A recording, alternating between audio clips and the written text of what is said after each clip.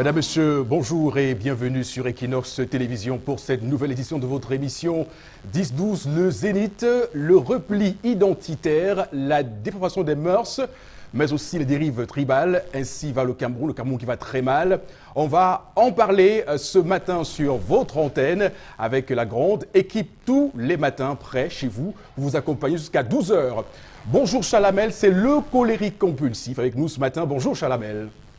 Bonjour Eric Fopoussi, bonjour au chef de l'État ce matin. Ça ne va pas à la communauté urbaine de Berthois. Qui fait quoi? Qui commande qui? Qui décide de quoi? Et qui gère quoi? Vivement que vous nommez encore l'un de vos collaborateurs de ce côté, monsieur le chef de l'État. La colère de Charles Lamel qui va intervenir un peu plus tard dans cette émission. Restez fidèles au poste pour ne pas rater une miette de cette rencontre avec Charles Lamel. On a également Megui Dombo, la belle fauve, j'ai envie de dire. Bonjour Megui. Bonjour Eric Fopoussi et bonjour à vous, chers téléspectateurs de 10-12, le Zénith. C'est avec un grand plaisir que je me retrouve sur ce plateau encore ce matin.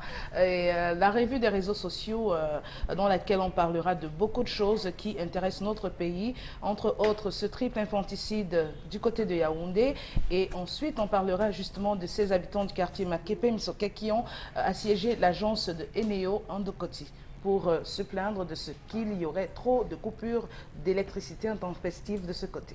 Des habitants qui crient leur ras-le-bol, ils en ont marre et c'est normal parce qu'effectivement, lorsqu'on subit de façon aussi bizarre ces coupures intempestives, ça remonte les personnes quand même, il faut le dire. Et puis Bombok, c'est la caution sagesse de ce plateau. Bonjour Bombok Bengan. Bonjour Eric, moi je salue le conseil municipal de Douala 1er et son maire Lengue Malafan 1er. Ils se sont réunis cette semaine et ont procédé à la baisse du budget initialement adopté pour l'arrimer aux contingences économiques aujourd'hui. Merci. Si c'était comme ça que ça se faisait, monsieur le maire, depuis 2012, il n'y aurait pas eu tous ces écarts-là. Vous appelez les conseillers municipaux, vous regardez ce qu'il y a à faire, là où il faut refaire les aménagements.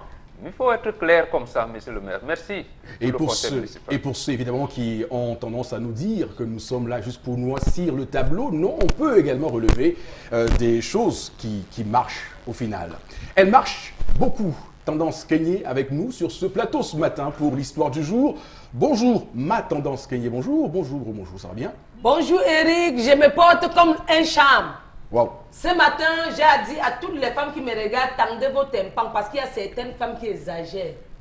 Je parle comme ça pour ne plus reparler parce que j'ai l'une de mes copines qui a fait honte aux femmes hier au marché Mabanda, Megui. Quand je parle souvent, on dit longue bouche, tu parles trop. Qu'est-ce qui peut pousser une femme à voler? Point d'interrogation. Les femmes qui volent. L'une de mes copines a volé. On m'a appelé, on me dit, maman, viens voir ce que ta copine a fait au marché de Mabanda. Quand j'ai parti, je savais même que c'était quelle de mes copines. Parce que j'ai des copines comme ça. Pour finir, je ne connais même plus qui est ma vraie copine. Elle est arrivée au magasin, dans une boutique au marché de Mabanda hier. Où elle partait même faire quoi dans la boutique de mèches là? Je ne sais pas. Mais ce que je sais, c'est qu'on m'a appelé pour dire que viens toi-même voir. Quand je suis arrivée, j'ai vu quand ma copine était assise comme le bébé. Elle suppliait que, pardon, n'appelez pas mon mari. Pardon, ne me filmez pas. Pardon, je vais remettre. On dit qu'elle est entrée dans la boutique avec le sac. Le commerçant même n'a même pas vu quand elle a pris les 2 paquets de greffes. Elle est partie, elle ne faisait que faire le dorta. Elle touche la naturelle, elle dépose. Elle touche la synthétique, elle dépose. Elle touche telle greffe, les greffes lisses, elle dépose. Elle touche les brésiliennes comme pour moi, si. Elle dépose. C'est la brésilienne ici, non, Megui? Qui dit que c'est la brésilienne? On dit non, c'est l'indienne. Ah oui, c'est l'indienne, oui. C'est une péruvienne. Voilà, c'est l'indienne. Elle touche les greffes comme pour moi, si. Elle laisse. Entre-temps, elle a pris 2 paquets de greffes naturelles. Elle a lancé dans le sac, Megui. Tu sais combien 2 paquets de greffes naturelles a coûté? Non. 7 000 francs. Les 2 paquets. Quand elle a lancé dans le sac, c'est la voisine d'en face qui a vu. Donc voici la boutique. Voilà une autre voisine en face qui a sa boutique. Quand elle voulait sortir, la voisine est venue dire que maman, pardon, remets. Ne fais plus honte aux femmes, remets. Au lieu de fermer sa bouche, elle a commencé à dire, j'ai pris quoi? J'ai pris quoi? N'est-ce pas, on l'a fouillé, Megui. On a trouvé les 2 paquets de greffes. Elle dit que, ouais, maman, excusez-moi, la greffe, ça me plaisait trop. Je n'avais pas assez d'argent, c'est pour ça que j'ai pris. Chère dame, ne nous faites plus honte.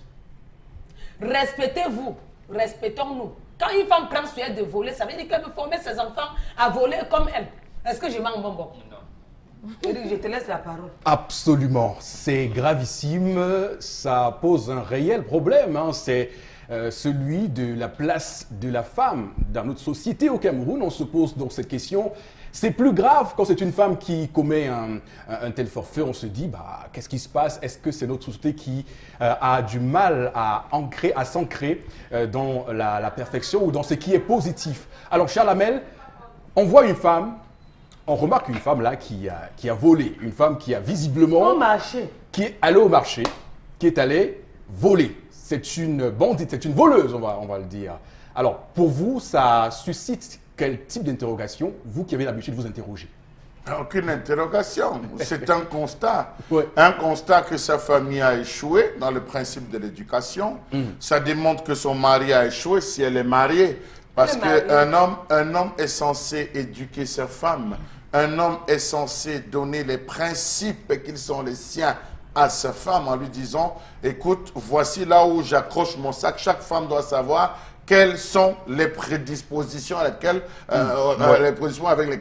elle vit dans son foyer. Mon mari me donne 10 000, mon mari touche 50 000. Je dois m'arrimer à ce que me donne mon mari. Je ne dois pas essayer essayer d'accrocher. Ça fait deux questions déjà soulevées. Je ne dois pas accrocher mon sac là où je ne fais pas. Donc le mari a éduqué. Si le mari n'a pas le temps de pouvoir conseiller sa femme, éduquer sa femme, pour essayer de mettre sa femme sur le chemin, elle va se retrouver avec l'association, qui avec les publicités à la télévision qui montrent un peu plus de choses, qui, on va dire, avec ses belles-sœurs ou avec même ses belles-sœurs des deux côtés, hein, que ce soit du côté de son mari, que ce soit de son propre côté, qui ont peut-être réussi. Elle va vouloir essayer de se comparer et ça va nous amener à ce type de choses. À ce type de dépravation, de problème, on se rend évidemment compte que vous soulevez deux questions là très importantes. C'est justement ces femmes qui ont, on va dire, en guillemets, de longs yeux et qui ont peut-être du mal à assumer leurs moyens, leur statut social, mais aussi ces hommes qui ont la responsabilité, voilà, d'éduquer leurs femmes. Megui, j'imagine que vous êtes dans cette ligne ou pas? Dans quelle ligne? La ligne de que l'homme doit effectivement s'assurer que sa femme a justement de bons comportements, des bonnes habitudes, mais aussi le fait que l'homme doit également s'assurer que la femme, dans le concert de ce qu'elle vit au quotidien, doit assumer son rang social, son statut social, doit accepter voilà, son niveau de vie. Je ne dirais pas que... Oui. En fait, je trouve que c'est une très grosse responsabilité attribuée à l'homme à ce moment-là, dans Oui. la mesure où, en principe, il fait la connaissance d'une personne qui est déjà adulte et qui a forcément déjà des habitudes qui sont profondément ancrées. Ouais. C'est-à-dire que, je vais dire quoi malgré le fait qu'il puisse lui prodiguer des conseils, ça ne garantisse pas forcément qu'elle suive justement ses conseils. Parce que, comme on dit, les vieilles habitudes ont la peau dure. Donc, il faut tenir compte du fait que c'est quelqu'un qui vient d'un environnement familial et qui rencontre son mari avec ce qu'elle a déjà reçu, avec tous ses défauts, toutes ses qualités. Donc, on ne peut pas forcément changer. Mais vous êtes une femme. Cette personne. Comment vous recevez, vous concevez cela? Comment vous accueillez cette attitude de cette femme qui va au marché, qui vole? Le vol n'est recommandable ni pour une femme ni pour un homme. Ça reste un vol et c'est une mauvaise chose de voler. Quelle que soit la personne qu'on est, un homme, une femme ou un enfant.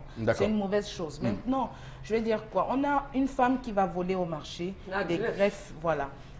Ça aurait pu être de la tomate, ça aurait pu être des vêtements. Mais qu'est-ce qui peut expliquer ça? Justement, il y a des copines qui ont des péruviennes, des brésiliennes. Il y a des femmes complexées qui n'arrivent peut-être pas à accepter leurs conditions de vie, leur rang social, c'est-à-dire se dire que je ne peux pas accéder selon mes moyens à un certain type de choses et je dois me contenter de ce que j'ai, de ce que je peux trouver, de ce que mes moyens financiers me permettent d'avoir. Je dois m'en contenter sans envier les autres à côté.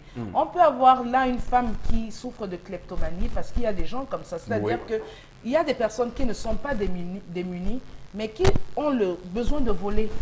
Il y a des femmes qui ont beaucoup d'argent, qui entrent dans des boutiques. Elle peut acheter de la marchandise de 500 000, mais elle va tout faire pour chipper quelque chose de Elles s'épanouissent dans le vol. Justement, ça s'observe partout. Que ce soit ici, même en Occident, ça s'observe. Vous avez des personnes qui sont riches, mais qui veulent quand même sortir avec un objet volé. Dans ce cas, c'est une pathologie. Oui, c'est des personnes malades. Oui. Et des personnes évidemment, on ne célèbre pas ici sur ce plateau. Tenez-vous tranquille, madame, monsieur. Qui ont peut-être aussi besoin d'un suivi psychologique. Psychologique, voilà, un suivi très important. Bombok, est-ce que pour vous, le vol perpétré par une femme est plus grave que le vol perpétré par un homme?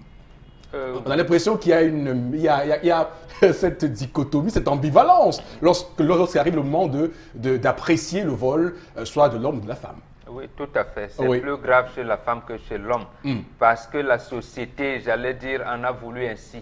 Il y a certains écarts de comportement qu'on peut comprendre quand c'est fait par l'homme et moins par la femme. Et malheureusement, les deux sont condamnables à tous les niveaux. Mais le regard social que nous posons n'est pas le même.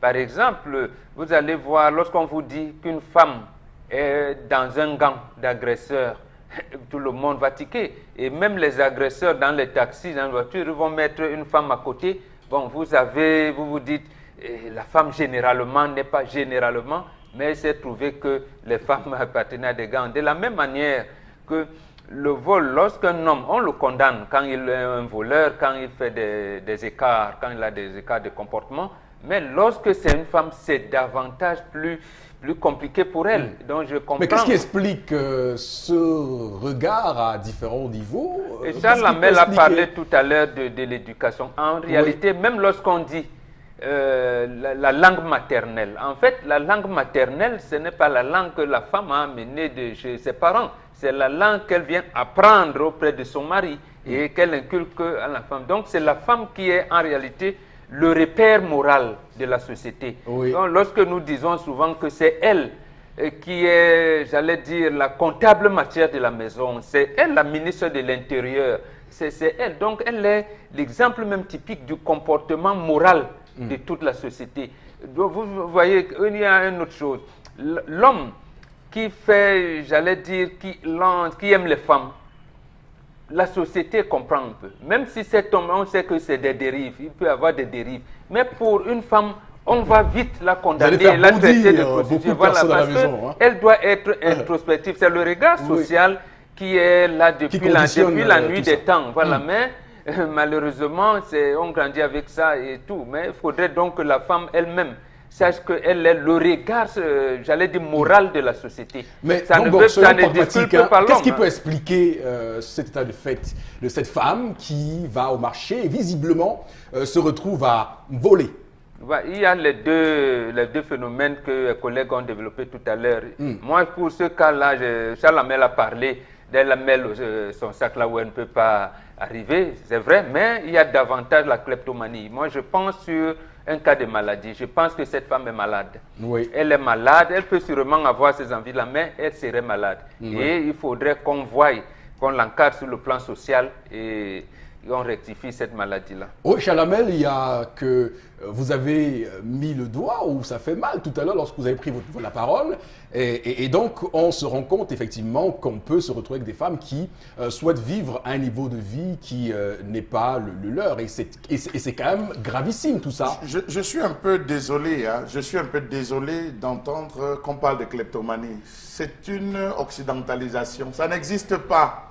Ça n'existe pas. Moi, ça n'existe pas, la kleptomanie. Donnez-moi, comment est-ce qu'on appelle la kleptomanie dans ma langue? Je ne trouverai pas comment on appelle la kleptomanie dans ma langue. Ça veut dire qu'il y a des gens qui sont nés pour voler? Vous voulez dire qu'il y a des gens qui sont nés avec des aptitudes au vol? Je ne pense pas. Je crois qu'on est... Non, c'est pathologie encore, ça c'est occidentalisé. Donc on peut soigner. Je dis, c'est encore occidentalisé. C'est de l'occidentalisation parce que chez nous, ça n'existe pas. Je cherche dans ma langue comment on parle de kleptomanie. Ça, c'est un mot venu d'ailleurs. Je voulais dire ceci.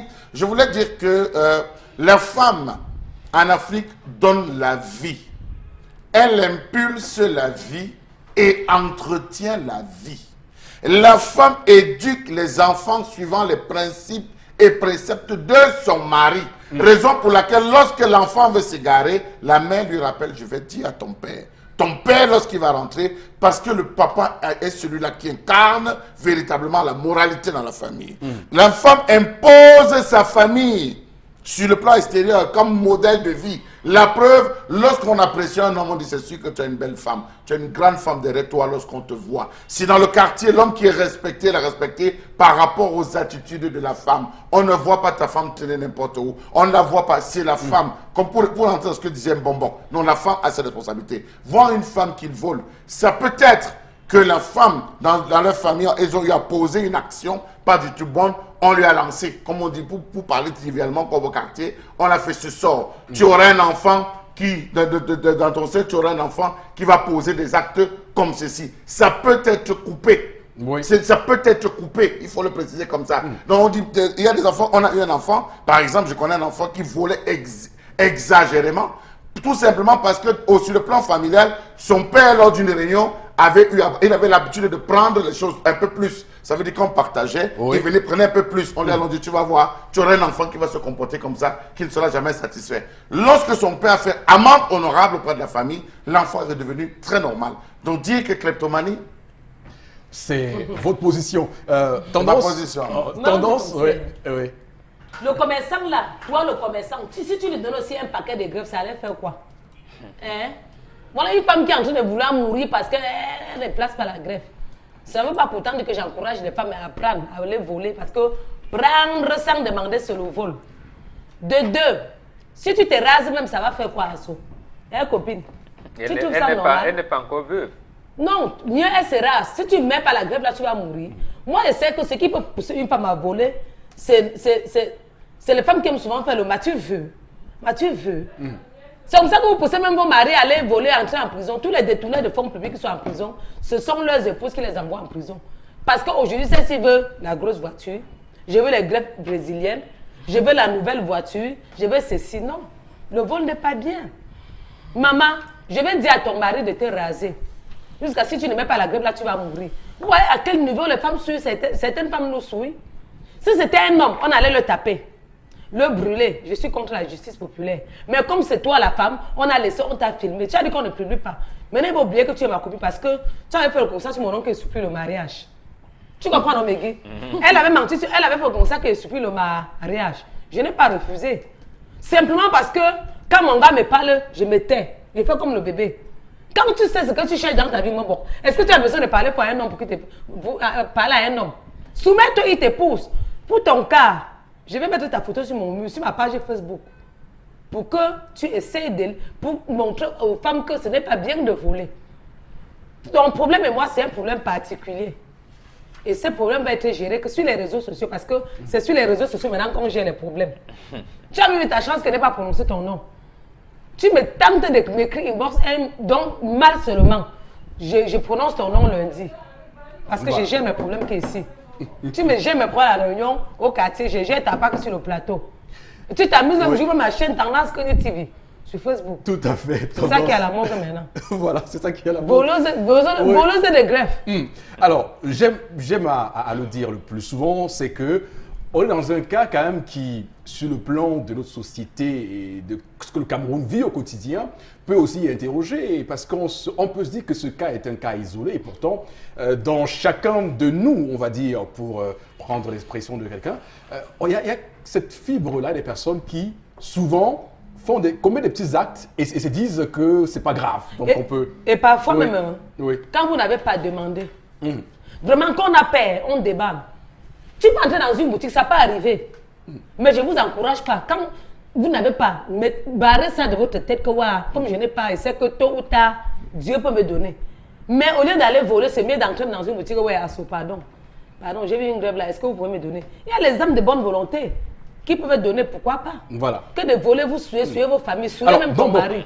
J'aimerais surtout, parce qu'il y a des actes que nous posons au quotidien et qui souvent sont minimisés. Par exemple, des gens qui prennent un stylo à billes et ne le remettent pas, pour eux c'est normal. Est-ce que ce type de comportement peut à un moment donné faire qu'on vive dans un environnement où tout le monde se permet de voler et que ça ne émeut personne?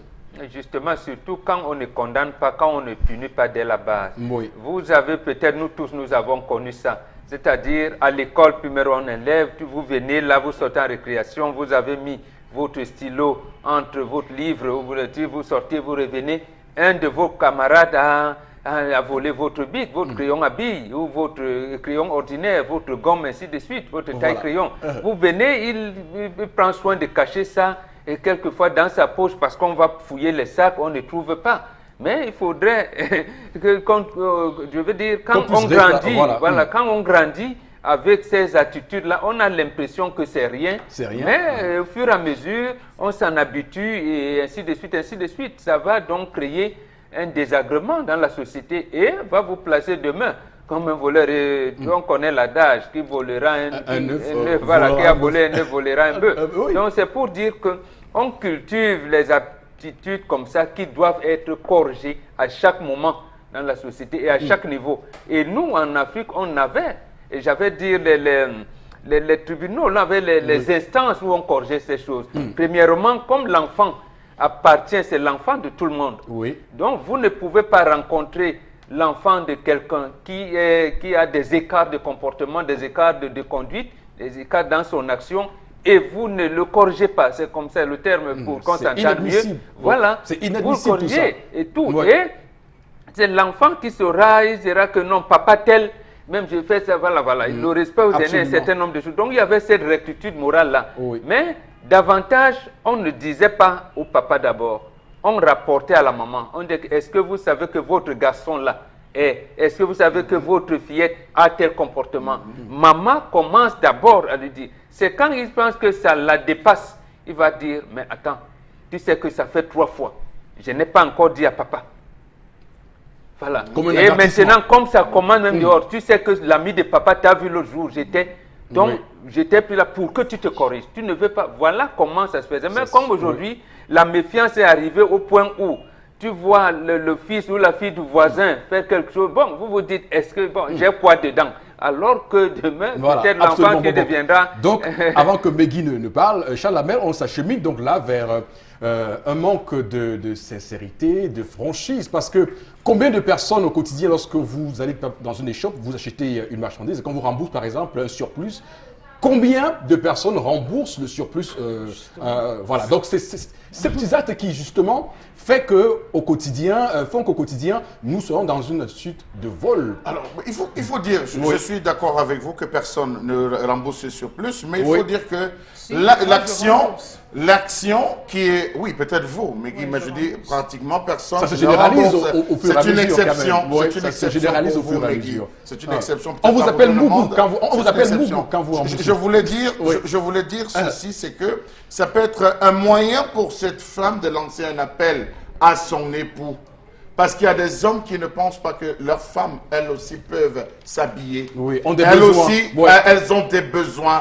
Elles ont besoin d'huile, elles ont besoin de cheveux, permettez-moi, des perruques ou des greffes, comme on a à la mode cela, comme ce n'était pas le cas chez nous. Et il y a des hommes qui font fi de cela. Et c'est arrivé à ceci, justement, parce qu'à un moment donné, la femme a sollicité sortir travailler. Étant donné qu'elle a dit, je vais aller travailler, je sors me débrouiller, ça fait en sorte que l'homme a dit, il y a certaines choses que tu peux prendre sous ta responsabilité et d'autres pas. Le phénomène généralisant, beaucoup d'hommes passent parfois à côté de cela et se retrouvent à ceci qu'ils ne parviennent, qu'ils ne savent pas que la femme a besoin de sous-vêtements ou qu'à rentrant, il peut s'arrêter d'acheter des sous-vêtements pour sa femme comme cadeau. Beaucoup de femmes de maris ne savent pas qu'ils peuvent. Il y a des excédents qu'on fait expressément parfois de laisser dans l'argent de la ration pour permettre à la femme. Je crois que ça aussi, il faut le voir. Et les hommes qui démissionnent de plus en plus de leurs responsabilités. Donc ça peut être un appel. Lorsqu'on prend une femme, c'est normal qu'on l'entretienne au moins. Alors, Megui, avant de lire les messages, j'aimerais quand même vous questionner sur un point essentiel qu'on a soulevé sur ce plateau. C'est donc ces hommes qui ont tendance à oublier, à négliger leurs femmes lorsqu'elles sont à la maison. On va dire. Lorsqu'ils sont en train de courtiser ces femmes, ils sont les plus galants, les plus présents, les plus attentionnés. Mais lorsque la femme est acquise, ça devient compliqué de les voir au rendez-vous des achats, soit d'un cadeau ou autre. Tout à fait. Il y a cette galanterie, cette l'élégance des hommes qui disparaît de plus en plus, c'est-à-dire que on sort tous les gros moyens quand on veut conquérir une femme, et une fois qu'elle est la vôtre, vous dites que voilà, c'est un acquis, et vous ne faites plus aucun effort, c'est-à-dire que après c'est quand même dommage de revoir les mêmes se plaindre de ce que oh, ma femme n'est plus entretenue comme avant, mais qu'est-ce que vous faites, ne serait-ce que l'encourager, laissons même les moyens financiers, qu'est-ce que vous faites pour la booster, pour que justement elle ne perde pas de son peps, qu'elle reste la femme que vous avez connue. Qu'est-ce que vous faites à votre niveau? Si vous ne savez même pas qu'au-delà de la ration que vous avez donnée, sauf si vous n'en avez pas la possibilité, et pour cela, pour que votre femme en prenne conscience, il faudrait qu'il y ait un dialogue franc et qu'il y ait beaucoup de sincérité dans votre couple. Donc vous dites à votre femme, écoute chérie, on va devoir se serrer les coudes pour ne pas faire trop d'abus. Je sais que tu as besoin de ci, de ça, mais vraiment on ne peut pas faire plus que ce que l'on fait à présent. Tout à fait. Donc, de plus en plus, justement, le comportement d'une femme comme celle-là, je dis, ça répond à beaucoup de paramètres. Peut-être, ça ne la dédouane pas. Effectivement. Ça ne la dédouane pas, voilà. Mais il y a des paramètres qui rentrent en compte. Alors, est-ce que ce n'est pas une femme délaissée par son mari, qui n'a peut-être pas de moyens et dont le mari ne se soucie nullement, elle est dans son foyer, elle voudrait bien, c'est un être humain, c'est-à-dire que avant de dire que oui, elle a volé, mais sachant que c'est un être humain qui a ses faiblesses, comme tout le monde. Donc, elle voudrait peut-être, je sais pas, avoir une certaine assurance, c'est-à-dire ressembler, pas forcément, c'est pas forcément de la convoitise, mais elle voudrait être aussi quelqu'un, je sais pas. L'estime de soi. Voilà, se sentir bien pour retrouver cette estime d'elle-même. Peut-être qu'elle subit des colibets des voisines, ça ne fait pas plaisir. Et ça peut la pousser. Et de son mari même, pourquoi pas? Et de son mari, parce que c'est ça le désarroi, c'est que beaucoup ne mettent pas de moyens pour justement mettre leur femme à niveau. Ils préfèrent aller donner de l'argent au dehors et comparer ces femmes du dehors avec leurs femmes de l'intérieur dont ils ne s'occupent même plus. Donc, moi je veux dire, c'est dommage. C'est une grosse incongruité quand même de la part de ces hommes qui agissent comme ça. Il y a beaucoup de paramètres autour et puis et c'est dommage. Mais il faut préciser forcément que ça ne peut pas être parce qu'il va donner dehors. Mais Guy, n'oublie pas aussi qu'il y a les hommes qui ont l'argent, mais ils ne peuvent pas passer une journée sans boire les bières. D'accord. Les hommes qui ne peuvent pas passer une journée sans boire les bières, sans boire le vin rouge. Et qu'on soit bien clair, nous ne sommes pas ici à dédouaner cette femme qui a volé. On essaie juste de comprendre ce qui peut conduire à ce type de situation. Mais Guy, quelques messages pour les réactions. Donc, on a Maurice Aïssos qui nous dit « Il existe bel et bien le mot kleptomanie dans ma langue, le noué, et dans le lébialais, tandis que le vol est désigné comme un dieu. » Comme Dieu. C'est une réponse à Charles Voilà, peut-être. Le kleptomane est désigné. Ça veut dire kleptomane, il faut le kleptomane est désigné Mbete. Je ne sais pas si je prononce bien, Maurice. Donc, alors, bonjour. Les femmes suivent mal la mode et sont prêtes à tout faire pour s'arrimer à tous les prix. Charles Adouala. On a cet autre message. Pour ma part, la femme qui vole est égoïste car l'homme peut donner 1 million à la femme, mais quand elle voit 5 francs par terre, elle ramasse cordialement. Adrien Mboma, c'est depuis Vitry en France. L'habitude est une seconde nature. Aussi détermine-t-on qui ont parce qu'on fait... Bon là là. Cette femme est habituée à voler, elle mérite une fessée publique. Jaoro Ali Pierre depuis Ngaoundé. Une fessée publique, vous dites. Voilà, justement, une fessée publique. On y va très fort là ce matin. Là même il est encore poli parce que ce que les gens font aujourd'hui, c'est que lorsqu'on attrape une femme qui a posé une exaction, on la dénude. Est-ce que dans l'action qu'on pose, parce qu'il y a ces deux actions, ça aussi, il faut condamner ça. Toutes les fois qu'on attrape des femmes qui ont posé, on les dénude, on les fait balader dans les marchés autour. Est-ce que c'est normal? Est-ce que c'est normal? Voilà, le vol est moral, ça se soigne. Il n'y a personne qui n'a jamais volé dans la vie. Donc... Oh, mais c'est quand même une information gratuite, là. Ça aussi, ça peut être vrai. Depuis l'enfance, personne ne va dire qu'il n'a pas chipé un bonbon. Moi, j'ai déjà volé ma nourriture. Si on va sur le principe que voler, c'est prendre sans permission, personne ne va le dire que même à la maison, il n'a pas eu à chipper quelque chose dans le frigo. Là, j'étais petite, mais j'ai déjà volé mon repas. C'était du vol. Je rentre comme ça, je dis à ma mère que maman, où est ma femme? Elle me dit que c'est dans l'assiette bleue. Elle me dit que c'est dans l'assiette bleue. Je dis que qui d'abord pique un morceau de vieille goutte. Après, il dit que maman, où est mon repas? Il dit que c'est dans l'assiette bleue. Il dit que non. Je croyais que c'était pour ma soeur, alors que c'est mon repas que j'avais volé. Chaque jour, j'ai volé mon repas, Voilà, j'étais naïf. donc cette Donc, femme il y a des aveux sur ce plateau. J'étais naïf. Tendance, c'est Megui qui avoue avoir... Cette femme volé. est tout simplement malhonnête, elle aime manger pour rien et s'il faut entrer dans sa vie privée, vous constaterez qu'elle gère plusieurs hommes à la fois. C'est possible. Voilà, donc Ouais, l'éducation est à la base de la vie, que les femmes arrêtent de faire honte à leur mari épais depuis Paris. On a cet autre message à propos de l'évolution ou l'indifférence. Le jeune Malox a chanté « Tu fais la morale à qui ?»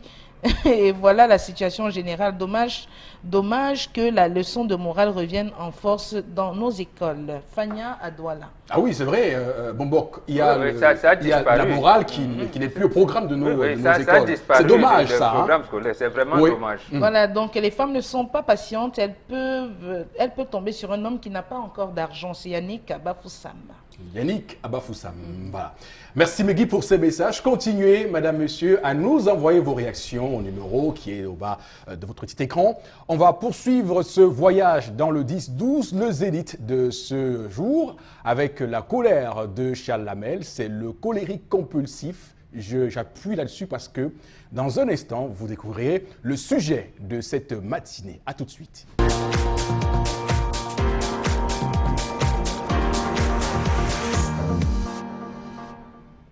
Je m'interroge ce jour sur la question de la sécurité dans les BTP. Entendez, chantier de construction, entreprises industrielles, travaux publics, bâtiments, bref, pourquoi tant de négligence dans un secteur comme celui-là, même si certains se battent pour s'arrimer? Comment comprendre que très peu de structures respectent le principe de sécurité des employés dans les établissements industriels, les chantiers de construction, travaux en hauteur, établissements commerciaux, administratifs, mieux dans les infrastructures routières ou portuaires, ou même dans les moyens de transport et les chantiers du Cameroun? Comment comprendre que le simple principe de base pour le travail en hauteur de soi jusqu'à ce jour, pas du tout respecté dans ce pays? Comment coule-t-on les dalles? R+1, R+2. D'où vient la main-d'œuvre qui coule la dalle? Comment sont-ils protégés? Comment le béton est-il tourné? Autant de points d'interrogation.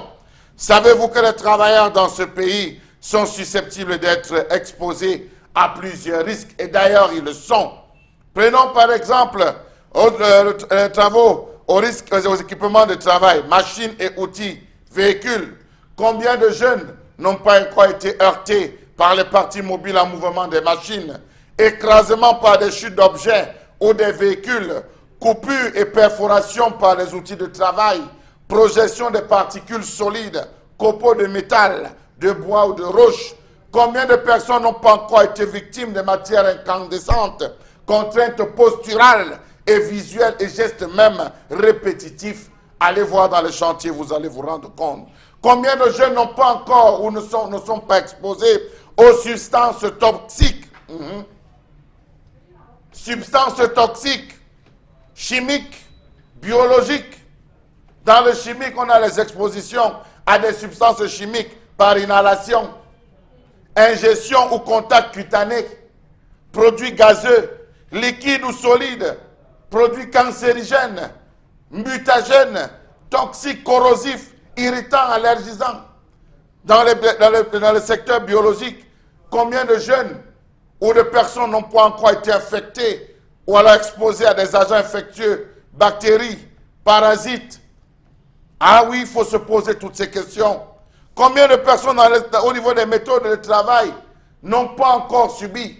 Il y a dans certaines structures des gens qui travaillent de 6 à 18 heures debout. Interdiction absolue de s'asseoir. Il faut marcher, manger même debout. Voilà les conditions dans lesquelles beaucoup de personnes travaillent. N'allons pas voir ceux qui travaillent dans la nuit, ceux qui font le travail de nuit, à l'extérieur ou isolés. Là, il faut comprendre. Comment comprendre que les simples règles de circulation des engins dans les entreprises ne soient pas du tout respectées? Comment comprendre le fait que même les 10 principes de base de conciliation ne soient pas du tout respectés? Comment comprendre que même la distribution des épis équipements de protection individuelle ne soient pas du goût de certains patrons dans les BTP? Comment comprendre l'ignorance tacite des ouvriers au sujet de l'ensemble des pictogrammes représentés? Ce n'est pas tous qui savent lire, interpréter les symboles, tous ces pictogrammes qu'on représente parfois sur certains produits. Comment comprendre que ceux qui évoluent dans les grandes menuiseries n'ont même pas de cache-nez? Comment comprendre que ceux qui travaillent dans les zones industrielles qui manipulent ne soient pas protégés par des combinaisons propres? Comment comprendre finalement cette surtaxe que font, cette surfacturation que vont même jusqu'à faire certains patrons? On vend tout, pourtant tout peut s'obtenir dans le marché noir. C'est la colère de Charles Lamel de ce matin qui pose le problème de la sécurité dans les chantiers, bâtiments et travaux publics de ces ouvriers, ces manœuvres qui risquent leur vie à chaque seconde passée sur ces différents chantiers. Cela pose donc de nombreuses questions. On va d'abord définir avec vous, Mbambor, le cadre légal de cette question importante sur ce plateau ce matin. Oui, Eric, Charles Lamel a parlé des EPI tout à l'heure, les équipements de protection individuelle. C'est ce que dit d'abord la législation, c'est-à-dire qu'on suppose que vous avez un agrément, vous avez une licence de construction, vous êtes reconnu comme une entreprise de BTP, de bâtiments de travaux publics, vous êtes reconnu comme une entreprise industrielle, une menuiserie, quoi que ce soit. La première règle, lorsque vous recrutez les gens, est-ce qu'ils sont protégés dans leur environnement? C'est ce que dit la législation au Cameroun. Maintenant, les inspecteurs de travail ne vont plus regarder lorsque tel a gagné le marché pour savoir si j'avais dit la main-d'œuvre déclarée, 6, 7, 8 personnes, ils sont vraiment protégés par rapport au travail qu'ils ont à effectuer. Maintenant, vous voyez le chantier qui est devant nous. D'abord, même les gants. Au niveau des mains, ils n'ont même pas de gants, ils n'ont pas d'échelle. Regardez comment on coule une dalle qui a R plus quelque chose. Donc là, il n'y a personne. Au niveau de la tête, il n'y a personne. Personne n'est protégé.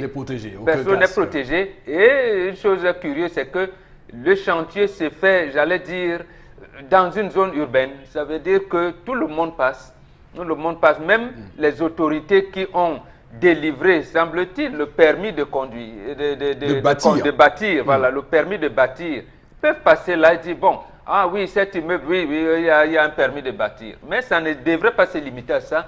Le contrôle devait continuer jusqu'à voir comment les gens sont protégés, jusqu'aux heures de repos. Parce que lorsqu'on parle des heures de repos pour les camionneurs ou autres transporteurs, et aussi, ils doivent avoir les heures de repos. Il a travaillé. Est-ce que ces chantiers doivent être faits de nuit? On ne sait rien. Dernièrement, encore à Bonapiso, je pense qu'on a eu un cas où un ouvrier était tombé était calé entre les dalles et tubes. Bon, oui. Voilà précisément parce qu'il n'y avait pas de protection. Donc, on les laisse et personne ne veut s'arrimer à la réglementation. Donc, en réalité, toutes ces entreprises-là devaient être, j'allais dire, recyclées ou corrigées. Mais malheureusement, les autorités qui ont la charge de contrôler ces travaux il y a une absence totale de régulation. Un laxisme. La régulation existe, mais il y a un laxisme de la part de ceux qui ont la charge de veiller au bon fonctionnement de ces chantiers, surtout lorsqu'on parcourt certaines rues à Douala, on voit souvent ces ouvriers qui font peut-être de la peinture ou posent des carreaux à des distances, mon Dieu, kilométriques. Et le drame, on se pose des questions. Même pendant la pause, les femmes qui font les tours d'eau viennent avec leurs assiettes à côté du ciment, là où on tourne le ciment et tout. Et là où ils achètent leur nourriture pour leur casse-croûte. Voilà. Il y a d'autres questions qu'on va soulever ce matin sur ce sujet précis, mais tendance... Merci. Toi, tu me demandes que... Tu sais, j'ai même quoi dire. Tu n'as pas les femmes qui vendent le casse-croûte là-bas? Je ne refuse... J'essaye à les femmes, les mamies chop, on les appelle mamies chop. Mon problème, ce sont les gens qui se baladent et demandent le permis de bâtir. Quand vous demandez, l'argent entre dans quel compte? Non, parlons peu, mais vrai, l'argent entre dans quel compte? Et les gens là ont le flair. Même si tu construis une maison à Douala, même si c'est au fin fond de Penambeko, Mboko, les gens vont venir, les gens du permis de bâtir vont venir se renseigner. Quand vous vous renseignez et que vous voyez les gars qui n'ont pas de casque, ça ne vous dit rien. Ce qui vous intéresse, c'est de prendre l'argent. Le lendemain, notre groupe passe. Pour finir, on ne connaît même pas les vrais gens qui viennent demander le permis de bâtir. Aujourd'hui, celui-ci passe, il demande sa part pour lui une bonbon. Après-demain, encore l'autre vient, il demande pour lui. Tu mouilles la barbe, il part. Vous vous moquez de qui? Le pays, c'est en principe, même un entrepreneur, même si pour gagner un chantier, il doit avoir tout le matériel. En principe, oui. Les bottes, les pelles, les brouettes, les casques pour sauver nos enfants. Aujourd'hui, tu vois un entrepreneur, quand il gagne un marché, ce qu'il fait, c'est qu'il part peut-être au fin fond du village, il choisit 2 enfants qui ne font rien, qui n'ont jamais appris, qui ne connaissent rien de ce qu'on appelle le ciment. Il les amène à Douala. C'est comme ça que les enfants travaillent sans gants, sans rien. Voilà. Demain, quand les problèmes commencent, on commence à dire que c'est le gouvernement qui a fait ceci. On va vous obliger à mettre les casques dans les chantiers. Parce que quand il y a un accident, quand quelqu'un meurt, c'est tous nous qui perdons. Ouais. C'est obligé, vous allez porter les Ces casques et les ouvriers gants. qui toisent la mort à chaque seconde Vraiment. sur ces chantiers. Et on va le dire, hein, pour ce qui concerne les travaux publics, les bâtiments et tout, on peut également questionner la procédure, le processus de marché public, d'octroi de marché public, parce qu'après, on sait qu'il y a la corruption qui tourne autour et qu'après, ces équipements de protection individuelle dont vous appelez ici, pose un véritable souci de financement, d'argent à avancer. Et pour eux, c'est justement pas acceptable de pouvoir avancer de l'argent aussi lorsqu'on sait qu'on a dépensé pour corrompre, voilà, à ce niveau-là. Megui, c'est une grande question, ça. Hein? Ben oui, la sécurité dans les entreprises, des bâtiments, c'est un réel problème parce que quand aujourd'hui on va dire par exemple la ville de Douala, elle est pratiquement en chantier, il y a des chantiers un peu partout et parfois quand même on passe, on observe et on se demande bien en regardant les personnes qui travaillent dans ces chantiers-là si il y a un réel contrôle. Alors je ne sais pas comment ça se passe, je ne sais pas s'il y a une commission qui, je ne sais pas d'enquête par exemple qui se rend dans des chantiers pour voir comment est-ce que les personnes qui travaillent dans ces chantiers-là sont protégées. Pour se rendre compte de ce que, effectivement, les règles de sécurité, même à l'encontre des passants, parce que ça, il faut le dire, vous avez des immeubles qui poussent le long des rues, il y a des trottoirs, il y a des, comment vous appelez ça, des échafaudages, Oui. voilà, Oui. des échafaudages où tout peut partir, vous avez des grues qui surplombent des rues. Alors, Surtout ces grues, parce que plusieurs fois on est passé sous certains immeubles, on a eu peur peut-être que, voilà, que cette justement, on grue sait que quand dégringole, vous voyez des grues et oui. et il y a des gens qui passent en dessous. Donc, c'est normal qu'il y ait des mesures prises pour assurer la sécurité. Est-ce que vous avez l'impression, vous, des à uns et l'observation, des autres que ces mesures-là sont prises et qu'effectivement, il y a un réel suivi? Parfois, moi, en fait, mon attention est plutôt attirée par les personnes même qui travaillent dans ces... Parfois, vous voyez des gens qui n'ont pas de casque, justement, qui n'ont pas de gants, qui n'ont pas de bottes. Quand on sait que dans des chantiers, il peut se trouver un clou par-ci, par-là, on sait qu'une pierre peut se détacher et atterrir sur le crâne de quelqu'un. Donc, il y a déjà tous ces équipements-là qui ne sont pas forcément visibles. Et ça, c'est un problème. Maintenant, pour parler sur le plan général, je ne pense pas que la sécurité des uns et des autres soit vraiment assurée. Si déjà, on se base sur le fait que parfois, le matériel même de construction est approximatif, est de qualité douteuse. Voilà. Quand on peut observer, Ce justement, matériel défectueux. voilà, justement, on Oui. observe de plus en plus des bâtiments qui s'écroulent, des immeubles qui s'effondrent, Oui. et on observe beaucoup de choses Des dans ce glissements genre, même des glissements, sur des justement. fondations. Donc ça nous ramène justement à dire que effectivement beaucoup de mesures ne sont pas prises en compte. Et qu'il y a un travail à faire Tout sur à ce fait. point-là. Donc, quand on parle de sécurité dans des entreprises, en fait, des entreprises de construction, il faudrait que toutes les mesures soient mises en place pour assurer cela. Mais si aujourd'hui, de façon visible, c'est-à-dire qu'au vu de tous les dégâts qu'on peut constater sur le plan des effondrements d'immeubles et tout, ça veut dire qu'il y a un problème.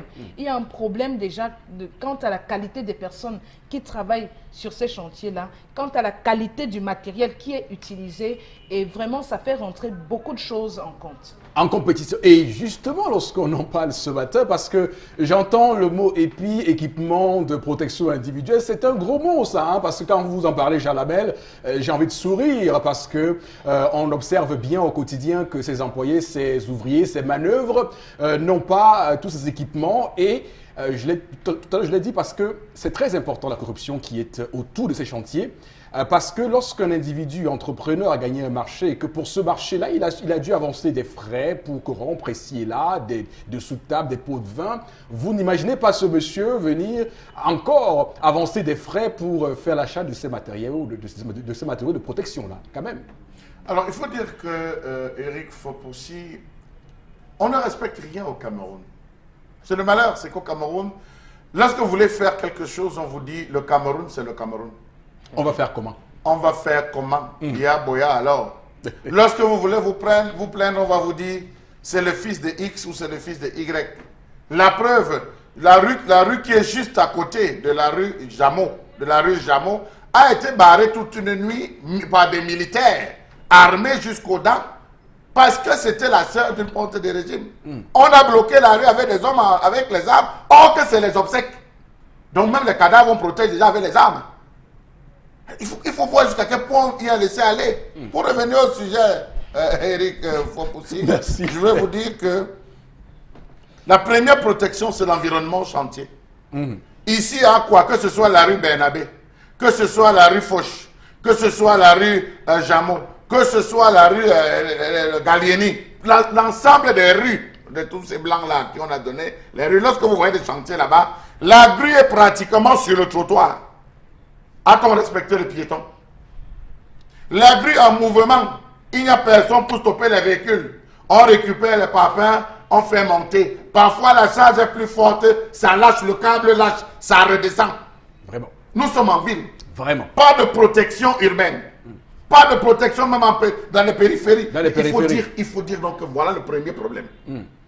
Les chantiers naissent à Douala, ça monte, les grues sont implantées, on ne se gêne pas, c'est sur la rue, les usagers continuent à passer, tant pis si quelqu'un reçoit ça sur le capot de son véhicule, ce n'est pas leur problème. Alors, voilà le premier problème. Le deuxième problème, c'est l'accès au site. Qui a accès au site? Comment a-t-on accès au site? Pour avoir accès au site, il faut avoir les épis, un casque, des bottes, des gants, suivant le département dans lequel on va. Ceux qui vont tourner le ciment, encore que dans les chantiers, on n'est plus appelé à avoir des gens qui de façon manuelle tournent le ciment. Il y a des appareils pour cela. Aujourd'hui, vous allez retrouver des gars qui entrent, ils ont des tennis, des pantalons jeans. Vous les voyez avec des tenues, des chemises, des culottes. Ils rentrent et on les laisse accéder au site. La troisième chose... Il y en a d'autres qui ont des petites qui leur rendent visite sur le site. Sur le site. Oui. Et qui sont habillés en mini-jupe. La conduite à tenir sur le site. Lorsque vous arrivez, il y a un maître qui vous reçoit. Monsieur, vous allez où? Vous ne pouvez pas accéder à telle zone sur ce chantier dangereux. Vous allez vous contenter d'aller là. On prévoit des aires pour circuler. Ce n'est pas ça dans les chantiers. La preuve, regardez comment c'est qu'ils tournaient le béton, qu'ils coulaient la dalle. Ils travaillaient aux abords. Il faut se poser. Et enfin, il y a la protection des employés. Que ce soit dans les usines, que ce soit dans les entreprises brassicoles, tous, partant de la chaîne de montage jusqu'à la chaîne de livraison, vous allez vous rendre compte que c'est les mêmes problèmes. Vous avez des gars, par exemple, j'ai un monsieur que j'ai rencontré qui est pratiquement sourd. Il utilisait la machine qui faisait vibrer le son. Là, le bruit que ces machines font par rapport à l'oreille, au tympan, oh il utilise, au contrôle auditif, il utilise ça pendant 6 heures, 10 heures tous les jours. Même le corps a la propre vibration que cela provoque sur son organisme. Est-ce que l'entreprise est capable de pouvoir dédommager? Je ne pense pas. Ça, il faut le préciser. N'en parlons pas pour les chantiers. N'en parlons pas pour d'autres chantiers où vous avez des individus qui arrivent, à qui on confie la gestion, on va dire, d'utiliser certains produits. Mais vous allez vous rendre chimique. compte. C'est, comme on le dit, c'est extrêmement grave ce qui se passe. On se pose toutes les questions en ce qui concerne le Cameroun. Où va-t-on? Et on se dit au final que la solution à peut-être envisager, c'est de pouvoir changer l'ordre dirigeant au Cameroun, pouvoir mettre d'autres personnes à la place de ceux qui sont là maintenant, pour voir si effectivement les choses changent. Mbok, là, on questionne ici tout ce qu'on a dit ici, mais on se rend compte qu'il y a des mesures, deux poids, deux mesures. Il n'y a que les ouvriers étrangers, des chantiers où il y a des Chinois, Européens qui arrivent au Cameroun. Ils sont à l'aise, n'ont pas de problème. Mais les Camerounais sont traités comme du bétail et là, ça pose un vrai problème. Oui, un très, très vrai problème, un grave problème même. Vous ne l'imaginez pas. Je serai obligé d'en parler ici. Il y a 5 ans, une entreprise camerounaise comme Ketch louait le matériel, la Razel. Et Ketch a fermé précisément parce qu'on lui fait un redressement fiscal de 2 milliards et Razel est en train de monter. Voilà un intérêt. Vous voyez des Chinois, en principe, à qui on confie la construction des immeubles là où il ne devrait pas en avoir. Pourquoi je dis là où il ne devrait pas en avoir? C'est que vous regardez un quartier où la construction est anarchique, comme Bonapriso.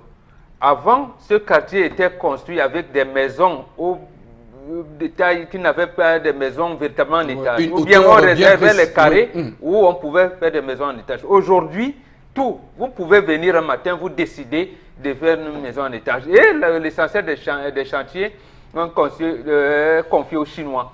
Et le Chinois, il vient d'abord, comme disait Tendance tout à l'heure, bon, on le recrute n'importe comment, et personne, vous ne pouvez même pas, non seulement vous n'êtes pas protégé, même les 1000 francs, 1500 par jour qu'on a promis vous donner, on ne les donne pas. Vous voulez vous plaindre auprès de la communauté urbaine qui a délivré le permis de bâtir, de l'inspection du travail, qui ne veut pas, personne ne vient, personne ne dit rien. Précisément parce que les Chinois bénéficient d'une certaine protection au niveau de l'administration. Oui. Maintenant, les nationaux sont lésés, il faut le dire. Absolument. Maintenant, vous avez vu les Camerounais qui essayent de se lancer, on leur dit, ils se débrouillent. Vous avez parlé de corruption tout à l'heure. Effectivement, vous allez gagner un marché. Je prends même les plus bas marchés. Là où on parle de 4-8, parce qu'il y a des marchés qu'on sectionne. Vous voyez, pour que celui qui est en la charge, celui qui a les autres marchés, vous les donnez de gré à gré. Donc, parce que quand le marché atteint 5 millions, il faut faire un appel d'offres. Il faut donc l'amener à 4-8. 4-8, 4-9. Oui. Là, maintenant, vous donne. Généralement, c'est des salles de classe. Mais regardez nos salles de classe. Généralement, on vous dit, vous construisez une salle de classe qui doit avoir telle dimension parce qu'on pense avoir 60 élèves. Non, bon, restons sur la sécurité sur ces chantiers-là. Effectivement, on se demande, est-ce que lorsqu'on a avancé dans un cadre de marché gré à gré quelques frais de sur-table et pots de vin, est-ce qu'on peut, lorsqu'on va le réaliser ce marché, avoir de l'argent suffisant pour pouvoir assurer, garantir la sécurité sur ces marchés-là? En principe, on ne devrait pas donner un marché à n'importe qui, même les marchés de gré à gré. Oui. On devrait regarder votre surface financière pour réaliser le marché. Et alors une surface financière et votre relation avec la banque. Est-ce que la banque peut vous avancer? Parce que généralement, quand vous gagnez un marché, on doit vous donner le tiers une avancée. Mais il se trouve que vous, dans les pots de vin dont vous faites allusion, quelqu'un a dépensé un peu plus. Maintenant, au niveau du trésor public, il n'a pas eu cette avance pour démarrer le chantier. Il se débrouille. Donc, on n'a pas pris soin de regarder sa surface financière ou alors de l'aide de crédit. Est-ce que la banque peut venir en appui par rapport au chantier? Non, on ne regarde pas tout ça. Donc, c'est ça qui fait donc que on ferme les yeux sur le fait qu'il peut faire travailler les ouvriers sans gants, sans bottes, sans casque de la tête. Et ça ne gêne personne au final. Et on se dit effectivement qu'il y a de nombreuses défaillances à tous les niveaux de la chaîne, Charles Lamel. Mais il faut préciser que quand vous parlez de chaîne, ça suppose qu'on respecte le travail de chacun.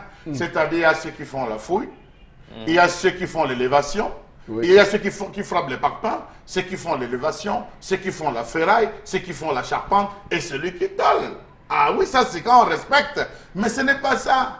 On prend chez nous le 5 en 1. C'est la même personne qui fait les fouilles, qui frappe les parpaings. Et qui sera plombier et électricien. Qui sera plombier, qui sera charpentier, qui sera électricien. Voilà comment on fonctionne. Mais c'est ça, il faut le dire. Non, on vous dit qu'on va réduire les coûts. Vous avez abordé, vous avez dit quelque chose d'assez grave tout à l'heure en parlant des pots de vin. Est-ce que parce qu'on vous a donné un marché, vous êtes obligé de donner les pots de vin? Vous réalisez sur la base de quoi? Parce que ce que vous déposez comme document, vous dites je peux réaliser cet immeuble à hauteur de 500 millions. On vous donne les 500 millions sur la base de ce que vous avez fait. À moins que vous-même vous avez une mauvaise foi dans la constitution de votre devis. Absolument. Alors si on enlève, sur 500 millions, on enlève 300 millions ou on enlève 200 millions, ça veut dire que vous allez faire un travail bâclé. Conséquent, vous allez surplomber les gens à la tâche. C'est la raison que vous allez voir un gars qui est censé être maçon, mais qui se retrouve à subir le poids ou à prendre un clou. Alors que le secteur des ferrailleurs, de ceux qui travaillent avec la ferraille, vous allez voir quelqu'un dans ce travail, être sur la ferraille, et vous apprenez qu'il a chuté parce qu'il est en hauteur en train de faire la charpente. C'est ça.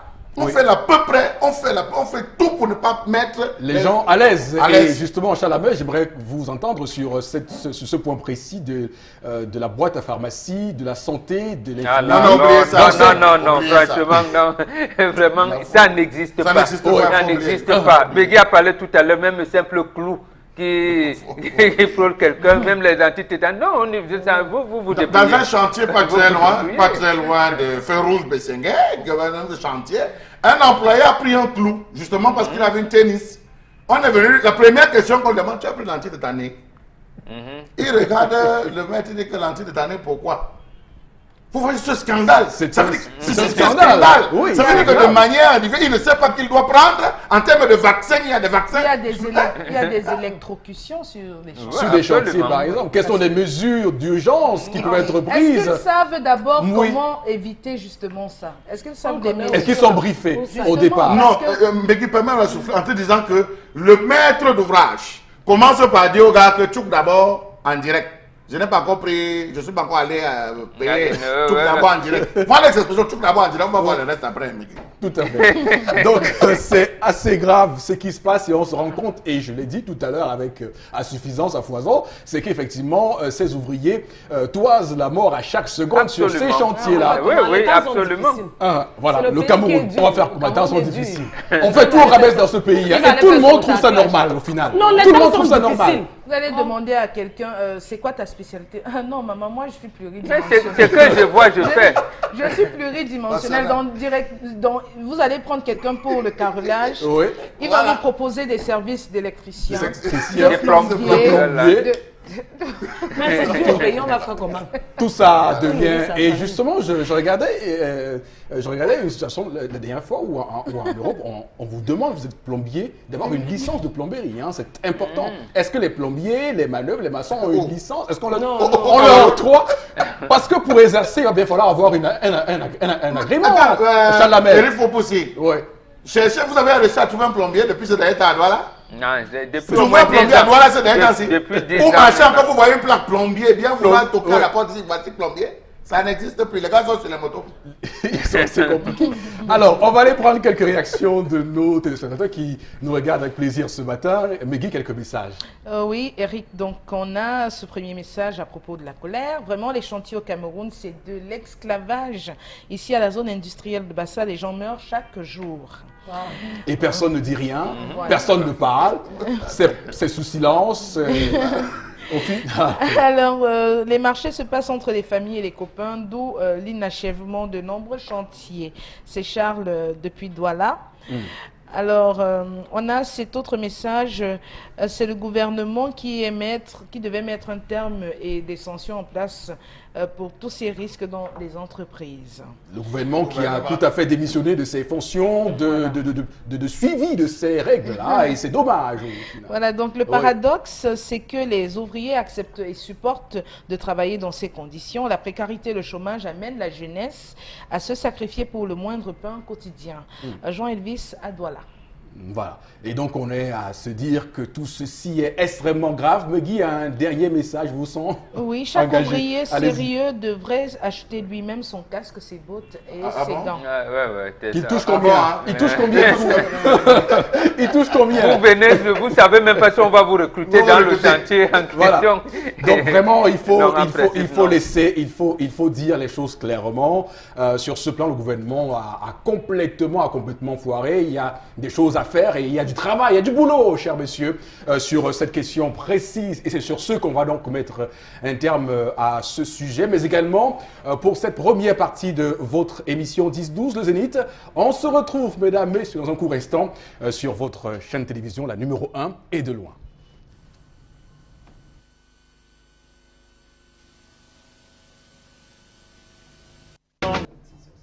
Alors, on va dire que Jean-Pierre Essomé reste toujours au sommet de son art. On s'est donc souvenu de cette belle chanson sur Equinox Télévision. On a dit la numéro 1, non, c'est le numéro 1 Equinox Télévision pour bien sûr faire le rectificatif.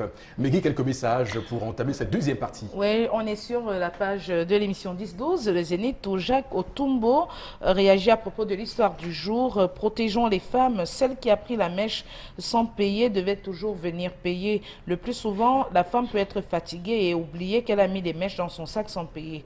Bonne journée à tout le plateau.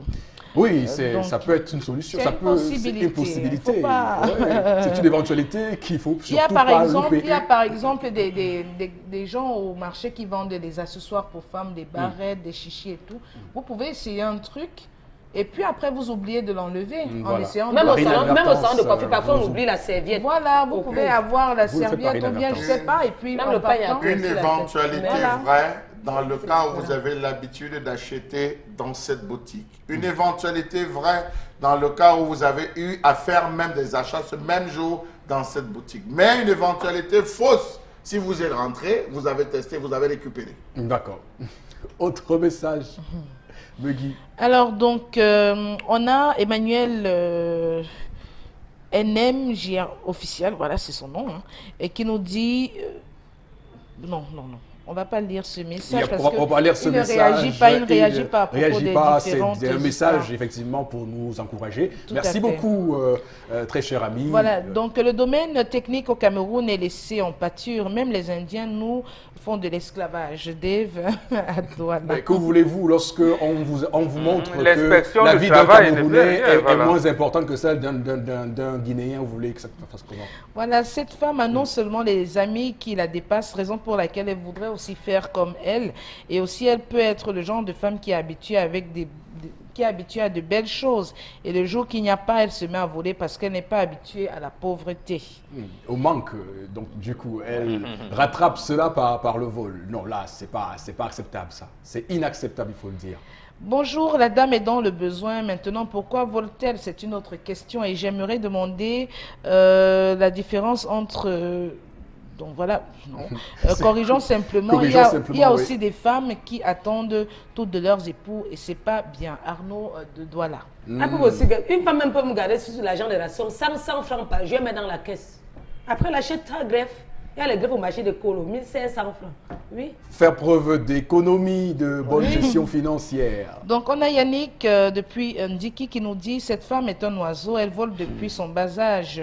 Ce n'est pas la faute de la ration, c'est son habitude. Un oiseau qui vole, qui vole. Je pense que son mari va désormais prendre conscience de ceci qu'il devra plus s'occuper de sa femme. C'est-à-dire surtout le plan éducatif. Le plan, il faut qu'il éduque sa femme, il amène sa femme à comprendre. C'est une honte pour le mari aussi. Bah, c'est la plus Absolument. grosse de toutes les Absolument. C'est la plus grosse de toutes les Oui, elle est que on vous annonce que votre femme a été attrapée au Même marché même dans parce sa- que voleuse. Même dans sa société, la société de l'homme, il ne va pas être en paix. Parce qu'il peut parler à qui dans la société? On va dire que l'homme que sa femme est partie voler au marché, Il a Mabanda, rendu public aussi. l'homme hein. qui ne donne rien à sa femme jusqu'à elle vole là. Vous suivez vos maris, même vos enfants ne vont pas être en sécurité. Voilà. L'enfant va parler à l'école, va dire que n'est-ce pas ta mère vole. Imaginez.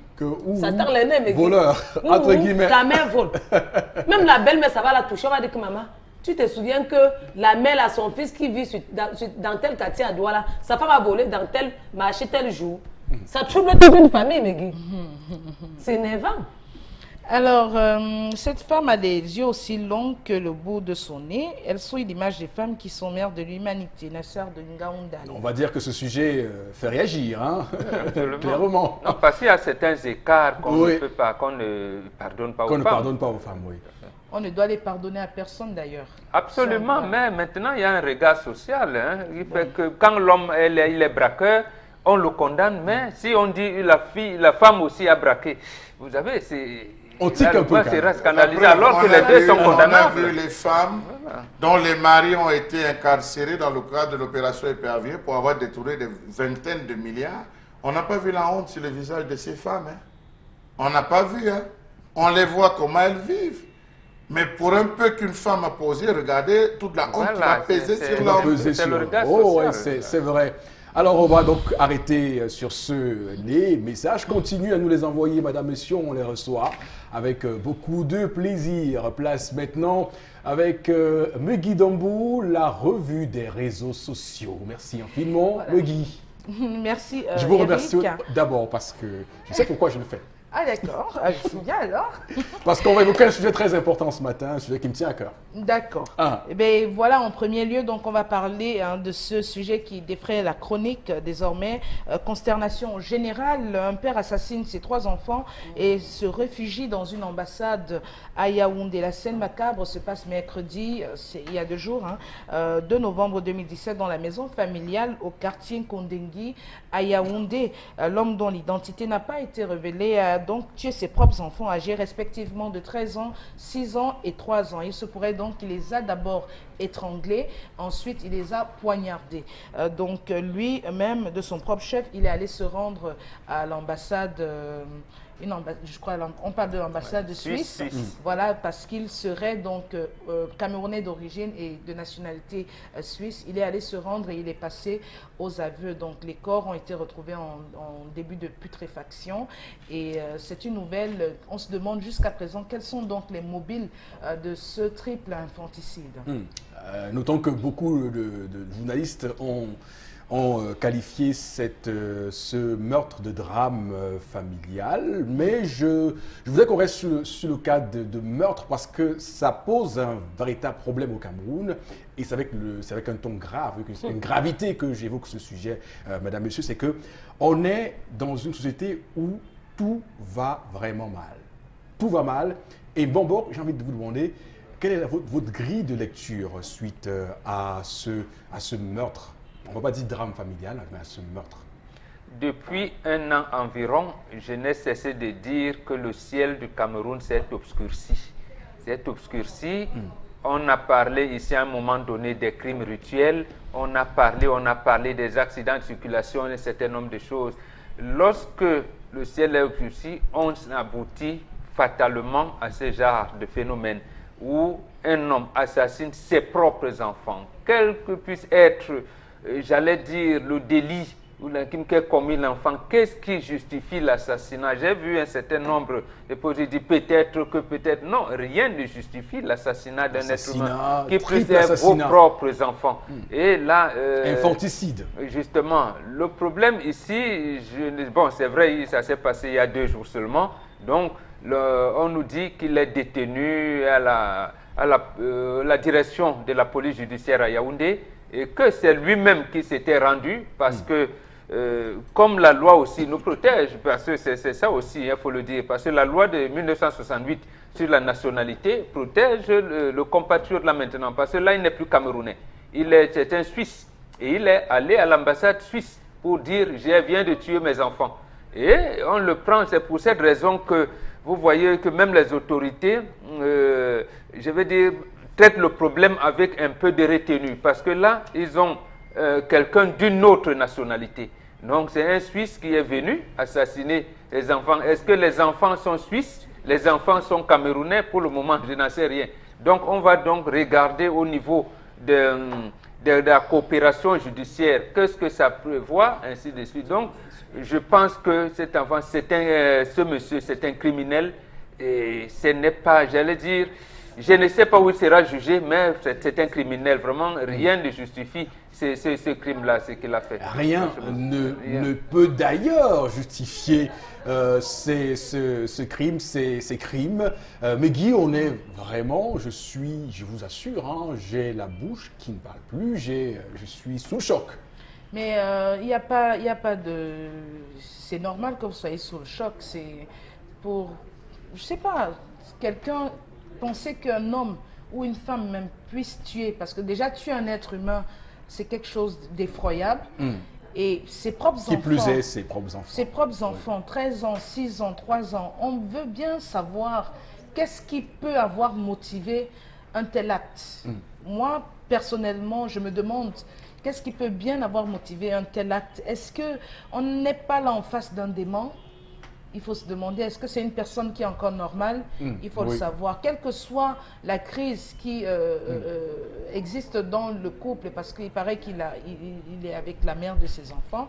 C'est un couple qui a vécu en Suisse et puis ils sont revenus au Cameroun s'installer avec les enfants. Donc on ne comprend pas qu'est-ce qui peut bien avoir motivé ce type d'acte. Voilà. Oui, donc moi, je ne sais pas trop quoi dire. Alors, Chalamel, je ne prétends pas aligner ou bien vous conduire sur un terrain. Mais on est au Cameroun et on sait ce qui se dit dans les différents quartiers. On parle beaucoup de crimes rituels, de sorcellerie, de sectes, que de plus en plus de personnes ont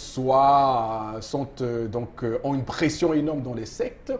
Est-ce que vous avez cette lecture de ce problème, de ce sujet macabre? Alors, je vais vous répondre simplement en disant que est-ce que ceux qu'on nomme à des postes de responsabilité prennent au moins connaissance du job description qui est le leur? J'interpelle deux ministères. Le ministère des Affaires sociales. Est-ce que le ministre connaît son rôle? Est-ce qu'elle connaît la fonction qu'elle occupe au sein de cette architecture gouvernementale et au vu de la société camerounaise?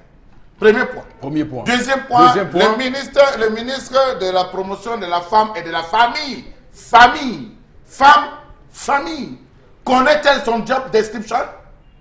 Lorsque vous entendez le ministre des Affaires sociales, c'est lorsque la première dame, Chantal Biya, fait des dons pour les enfants. Oh, voilà la ministre de la promotion, sous la présence du ministre de l'assistance sociale, vous appelez ça quoi encore, des affaires sociales. Les affaires sociales. Lorsqu'on dit qu'on a attrapé les Nangaboko, on les a resocialisés. Vous voyez, madame le ministre des Affaires sociales. Elle est ministre des Affaires sociales de Nangaboko. Pour parler trivialement comme au quartier. Il y a une responsabilité. Elles sont tenues d'être au parfum de ce que les familles camerounaises ne vont pas du tout bien. Elles devraient toutes les fois, par semaine, par mois, organiser des plaidoyers auprès du ministre du Commerce pour alléger pour alléger le panier de la ménagère, faire des plaidoyers auprès du ministre de la Santé pour essayer qu'on essaie de réduire les coûts, pour permettre aux femmes, aux familles de pouvoir quand même se soigner. C'est ça leur rôle. Et voilà, on a abandonné. Oui. On a abandonné, elles ont abandonné, elles passent à autre chose, pendant que les familles souffrent. Les familles ont des problèmes. Dans quelles conditions ces gars sont-ils rentrés au Cameroun? Est-ce qu'ils sont rentrés parce qu'ils voulaient? Est-ce que psychologiquement ça allait encore? Est-ce qu'il n'y a pas de programmes qui sont prévus pour accompagner, resocialiser ces gens qui reviennent de l'autre côté? Alors je vais vous dire que c'est encore l'occidentalisation qui est en train de revenir nous trouver sur notre point de départ. En Afrique, ça ne se faisait pas. Mais ça ne se faisait pas. Chalamel, c'est trop facile. Allez-y, oui. Pour finir, je finis en disant que voilà une situation qu'on vit. Bien avant, on a eu le cas d'un monsieur en Belgique qui avait poignardé et tué la fille de sa femme parce que cette dernière voulait les quitter. C'était un Camerounais encore. Qu'est-ce qu'on a mis? Avant ça, on a eu le cas de Mme Dikoum. On a eu le cas de Mme Dikoum au Cameroun. Qu'est-ce qu'on a mis? Quels sont les paliers qui encadrent la famille? Est-ce que la femme, lorsqu'elle va se plaindre, elle est prise en considération aux affaires sociales? Est-ce que la femme, le ministère de la promotion, la femme et de la famille s'occupe véritablement des familles? Ah non, il faut poser les véritables problèmes. Et donc, pour bien vous comprendre, Chalamel, pour avoir un lien avec ce sujet, vous dites quoi au final? Vous dites que c'est ça qui peut justifier ces assassinats, ces infanticides? Ce n'est pas le premier cas. Ce n'est pas le premier cas qu'on raconte au Cameroun. Hein. Ça, c'est l'un des cas. Mais c'est encore plus grave. Parce que c'est fait par un Camerounais qui aujourd'hui est d'origine suisse, qui allait se réfugier. Je n'ai pas envie de commenter parce que ça fait mal. Ça fait mal. Mais sauf que vous, mettez-vous à la place. Mais sauf que vous semblez expliquer ce... Je n'explique pas. Je suis en train de dire que s'il y avait j'ai du mal à percevoir votre position sur ce sujet. Eric Fopoussi, désolé. Je dis Eric Fopoussi, s'il y avait tout un encadrement qu'on avait mis pour pouvoir permettre aux gens psychologiques, ça peut être un trouble psychologique. Parce que la preuve, quand on est en train de dire, on dit qu'il allait saler, il a même fait les politesses avec ses voisins. S'il y avait un cadre, on allait éviter, on allait du moins limiter ce type de cas pour dire, je ne suis pas d'accord avec l'acte qui a été posé, je la condamne avec la dernière énergie, voilà. Mais j'invite les autorités camerounaises à se saisir. Je serais content de voir le ministre de la promotion de la femme sur les lieux du drame. Oui. J'aurais été content de voir le ministre des Affaires sociales sur les lieux, lorsqu'on est en train de prélever le corps, pour dire effectivement, ils sont en train de travailler, mais chacune dormait chez elle. Ok, Megui, on a compris en substance ce qu'a dit Charles Lamel sur ce sujet. Il a réussi à nous entraîner sur un terrain de responsabilité de 2 ministères précisément qui justement devaient avoir leur mot à dire pour éviter ce type de drame. Mais revenons quand même à tendance pour savoir qu'est-ce qui peut expliquer qu'un homme, parce que jusqu'à preuve du contraire, on se pose toujours cette question, qu'est-ce qui peut motiver, qu'est-ce qui peut amener un homme à faire ça? On va dire que c'est la jalousie. C'est parce qu'il est jaloux que sa femme et lui ne s'entendent pas. Je vois ça comme un film. Ah bon? Donc je vois ça comme un film qu'à l'époque on regardait à la télé, on disait que c'était le trucage. Donc ça arrivait même en Afrique. Si on ne parlait pas de Mimbo, je savais qu'on ne devait plus parler de Yaoundé. Le cas de Mimbo Mamé est fini. Maintenant c'est encore le cas du monsieur qui vient de chez les Blancs pour venir tuer les enfants au Cameroun. Papa, tant que t'aimes pas que tu m'écoutes, surtout les hommes, tu peux même faire 8 enfants avec une femme, vous vous séparez. Quand ça ne va pas, on se sépare. Vous savez qu'il a piqué ou ça fait mal. Quand on meurt, on ne revient plus. J'imagine dans quel état la femme là est maintenant. C'est 3 enfants, pas 1. Même si c'était un enfant. Un enfant, 9 mois de grossesse, tu souffres. Deuxième, 9 mois de grossesse, tu souffres. Jusqu'à 3. Les gens vont dire non, que la femme s'est calme, elle va encore accoucher. Même si elle accouche encore, est-ce que ça va être les 3 enfants là? Non. Vraiment. Si vous dites que j'ai dormi, c'est que je mens. Il y a des moments, les choses se passent jusqu'à moi, me demande si Dieu vit, si Dieu existe vraiment, si Dieu voit ce que certaines personnes vivent dans ces dehors. J'imagine ce que la femme est en train de vivre maintenant. Si ça dépendrait que de moi, l'homme ne fait pas la prison chez les Blancs. Tu fais ta prison au Cameroun. Oui, on m'a dit que non, il est suisse. On a eu un blanc qui avait fait la prison ici pour avoir tué une Camerounaise. Non, quand même. On l'avait mis à, je pense, Oui, qu'à Nebel. oui, justement. Après, On l'avait mis non. pour avoir tué, on l'a mis. Après, on m'a dit que non, s'il n'est pas camerounais, on l'envoie chez les Blancs. Chez le Blanc, il va mourir là-bas, puis on va le laisser passer. On m'a dit que c'est un problème traumatisme, le gros français là. Oui. Fais ta prison au Il l'avait Cameroun. battu avec l'arme. Mais Voilà, moi, il faut. je pense. Oui, Wow. Megui, attention de ne pas griller l'arbre, je vous en prie. Ça Non, fait mal. Non, c'est pas de ça qu'il est question. Moi, je crois qu'on s'écarte un peu. Wow.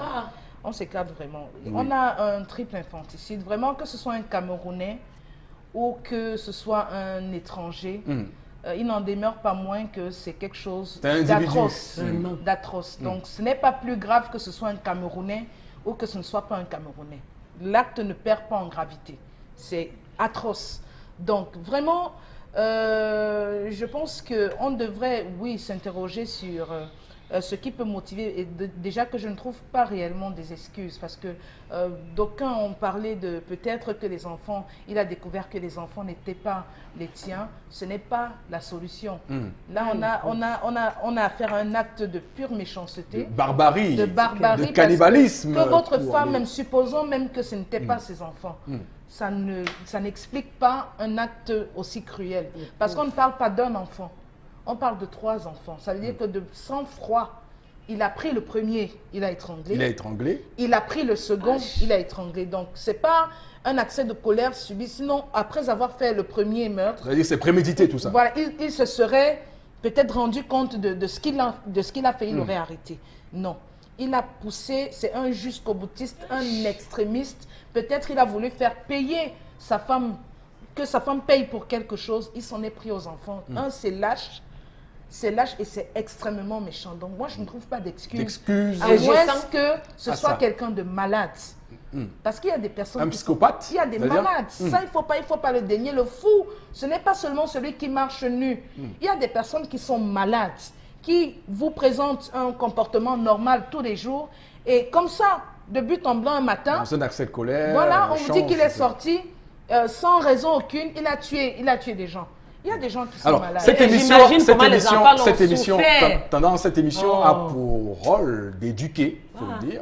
Et on doit, dans cette émission, ce matin, réussir à éduquer et surtout à faire en sorte que ceux qui nous regardent puissent être vigilants. Hein, Chalamel. Oui, je voulais dire ceci, pour rester et utiliser des expressions propres aux Occidentaux, c'est que lorsque vous avez un voisin qui tous les soirs gueule sa femme, organise des bagarres, appelez. Téléphonez. Oui. Ne vous contentez pas d'aller essayer de mettre la paix, appelez. Maintenant, c'est aux forces de l'ordre, du maintien de l'ordre, de savoir comment faire pour se déplacer et venir véritablement entendre. Même s'il n'y a pas de procédure concrète, mais entendre les deux. Ça, c'est le premier point. Oui. Le troisième point, la question des psychologues n'est pas connue au Cameroun. D'ailleurs, on les compte, les psychologues que nous avons au Cameroun. Combien de Sont-ils bien formés, d'ailleurs? C'est une question qu'il faut se former parce que vous parlez qu'on est censé éduquer. Oui. Mais il faudrait aussi qu'il y ait des mécanismes qui soient enclenchés dans les différents ministères pour permettre aux gens, aux femmes, aux épouses d'aller se plaindre, aux époux d'aller se plaindre afin qu'on prenne leurs problèmes à bras le corps. Ça peut être en entreprise. Vous avez des gens qui ont un accès de colère, qui ont des comportements subits. Les patrons doivent être capables de dire, monsieur, allez consulter un psychologue, je voudrais avoir au finish, et votre degré, donc je pense que c'est une éducation. Voilà pourquoi je dis que si on avait des ministères qui travaillaient, on serait à peu près sorti de l'auberge. Parce qu'on a eu ce cas de ce blanc qui a tiré à bout portant sur son épouse. Il a tiré à bout portant, c'est pas le premier cas. On a eu des cas, mais quelles sont les solutions palliatives? Des solutions, sauf que dans des cas comme ceci, les ministères que vous interpellez vont arriver après que l'acte a été posé. Parce qu'ils ne peuvent pas, ils n'ont pas le don d'ubiquité pour se retrouver dans des foyers et pouvoir prévenir et pouvoir, moi je vois pas pourquoi il faut... Je suis d'accord, mais je dis après les successions d'actions comme celle-là, on doit réfléchir sur un cas, un plan de prévention. Mais par exemple, vous avez une famille normale. Un homme qui est normal, on dit très bien qu'il avait de bons rapports. Il avait de bons rapports avec ses voisins, vous l'avez dit. Mais je pense quand même que dans cette situation, il y a toujours quelques éléments. Il y a des éléments. Oui, mais il y a des éléments qui montrent quand même des éléments prémonitoires. Dans ce cas, je vais vous dire, il faut donc intégrer toutes les familles camerounaises. C'est de toutes les familles camerounaises dont on parle, pas d'une famille. Ministère de la promotion de la femme et de la famille. Oui, tendance. Mais regarde, moi je ne comprends pas pourquoi je ne comprends pas pourquoi on ne met pas la santé. Je ne comprends pas pourquoi on ne met pas les photos de monsieur sur les réseaux sociaux. Ça, c'est un monsieur qu'on doit publier ses photos matin, midi, soir. Non, on va voir l'assassin. Si. Je n'ai pas vu sa photo. Depuis le fouille, je ne vois même pas sa photo. Ça, c'est les photos qu'on doit publier dans tout le monde entier. Celui qui avait tué sa femme, son nom revient Jean Le Bousson. Jean Dubuisson. Non. Je connais l'histoire par cœur. Voilà. À cause d'une bouteille de whisky. Voilà, mais dis donc, étant marié même, tu n'es pas à l'abri des problèmes. Quand tu n'accouches même pas, on t'insulte tes bordel. Voilà une femme qui a accouché. Vous croyez que la femme n'a pas encore boire un verre d'eau comme ça jusqu'à avoir le sourire aux lèvres? Un peu plus mature jusqu'à avoir le sourire aux lèvres. Qu'est-ce qui peut encore faire sourire cette dame aujourd'hui? Rien. Mais avant... On a poignardé le cœur. Ça veut dire qu'on a arraché son totem. Oui, on a arraché ce qu'elle a de plus fort, de plus cher sur cette terre. Avant que Megui n'intervienne, j'aimerais, Mbombo Bengan, qu'on prenne peut-être des résolutions, on essaie d'explorer des pistes pour peut-être prévenir à l'avenir ce type de cas. Toucher l'individu. J'attends que la division de la police judiciaire nous donne les résultats de ces enquêtes. À ce moment-là, je pourrais me prononcer. Ok, d'accord. Megui, on va poursuivre avec un autre sujet qui fait le buzz sur les réseaux sociaux. Voilà, donc on revient à Douala où des riverains ont assiégé l'agence Enéon de Koti à Douala pour cause de coupures intempestives de l'électricité. Les habitants du quartier Makepe-Misoke 1 se plaignent donc des coupures intempestives, des variations de tension. Ils sollicitent également l'amélioration de la qualité du service à Makepe-Misoke. Ils estiment qu'il y a des poteaux qui tombent, des câbles qui traînent sur les toitures et qu'il faudrait aussi remplacer les poteaux pourris et les transformateurs défectueux. Donc, ce n'est pas un cas nouveau, mais on a trouvé important justement de relayer cette information pour, je ne sais pas moi, encore interpeller justement les personnes qui sont en charge de la distribution de l'électricité parce que c'est un véritable problème. Surtout que les conséquences sont très graves. Beaucoup, peut-être sur ce plateau, ont vécu des cas d'appareils qui sont grillés, des cas où vous avez peut-être des produits qui périment parce qu'effectivement au frigo, au réfrigérateur, il y a eu ci ou ça. Les cas, des conséquences, on peut en avoir, on peut en citer, la liste est hyper longue. Alors Bombok, vous dites quoi? Que c'est une solution d'aller devant Enéo, de manifester? Vous dites quoi au final? Je dis en plus que tous les citoyens devraient chacun aller se rendre à l'agence la plus proche de son quartier ou alors là où il règle ses factures, assiéger cette entreprise-là, concomitamment porter plainte contre Enéo. Voilà, moi je pense qu'on peut amener des idées. Pourquoi je le dis? Lorsque le gouvernement en 2001 nous dit qu'on va privatiser ou même liquider la Société nationale d'électricité du Cameroun, ils ont relevé effectivement ce que nos compatriotes de là, ils ont dit amélioration de la qualité des services. Voilà le terme qui a mené à la privatisation de la SONEL. Le premier et non de moindre à se plaindre, c'était le groupement interpatronal du Cameroun, le GICAM, au sein duquel la première entreprise à l'époque, SONEL, était membre. Je me rappelle encore de la déclaration du président du GICAM à l'époque, André Siaka, qui interpellait Mac Miller à l'époque en lui disant « Mais vous avez promis, même le peu de courant, vous nous avez dit des délestages, donc on va couper le courant par séquence et de manière régulière pour une harmonisation. Mais le peu de courant que vous donnez est d'abord de mauvaise qualité, c'est-à-dire qu'on ne maîtrise pas la fluctuation. Non seulement ces entreprises s'étaient mis dans leur plan d'exploitation prévisionnel à faire des dépenses qui n'étaient pas prévues. Vous vous mettez à acheter des groupes électrogènes à hauteur de 10 à 40 millions, 50 pour certains, et nous alors les ménages, les lampes tempêtes n'existaient plus, les bougies qui étaient que parce que nous n'avons pas assez de moyens, et il y a eu des incendies. Donc en réalité, la privatisation de la SONEL nous a amené à, j'allais dire, le terme est peut-être dur, mais à un assassinat du gouvernement. Le gouvernement va assassiner son peuple parce qu'il y a eu des incendies imprévus, parce que les enfants étudiaient avec la bougie, prise de sommeil, la bougie tombe, après c'est fini. Et ainsi de suite, ainsi de suite. Okay. Donc aujourd'hui, je pense que nos compatriotes de Moussoké nous ont montré la voie. Il faudrait que les Camerounais s'élèvent parce que nous n'avons pas de mouvement de consommateurs bien structuré. Nous devons prendre en main nous-mêmes et attaquer cette entreprise-là sur le plan juridique et il n'y a pas de soulèvement populaire. Alors, Charles Hamel, on nous a vanté des gros projets structurants tout récemment. On nous a dit le barrage de Memvele, le barrage de Lompanga, on a parlé d'une centrale thermique à Kribi. Tous ces projets censés améliorer notre quotidien. On a également mis en place une entreprise de transport d'électricité. Finalement, on se rend compte qu'on n'est pas sorti de l'auberge. Encore un phénomène d'occidentalisation. Je vais vous surprendre encore. Allez-y. Oui, oui, je vous pour la simple raison que on passe le temps, nos dirigeants passent le temps à copier des modèles vus ailleurs, pensant que cela devra être une réussite totale sur le plan camerounais. Que non, parce que les réalités ne sont pas du tout les mêmes. On a commencé avec ce problème on a dit dans telle zone, on ne donne pas. Là où la route passe le développement, sur les zones où il n'y a pas de développement, on commence à donner la lumière de manière parcimonieuse, on va changer, on va faire. Ça n'a pas marché. On s'est rendu compte que lorsque vous traversez, vous arrivez même à Bois-Paki, le village Bois-Paki, ici la lumière est très importante au niveau de Bois-Paki. Lorsque vous allez en Ngouti, la lumière est très importante pour les gens de Ngouti. On s'est dit, ok, il faudra résorber. Non, on a des difficultés, on ne peut pas donner. On est parti à l'énergie, à des centrales thermiques. On a commencé avec le concept des centrales thermiques. Nous, avec les centrales thermiques, c'est un modèle qu'on a vu en Tunisie, c'est un modèle qu'on a vu au Brésil, on a vu ces modèles. Ça va donner au Cameroun.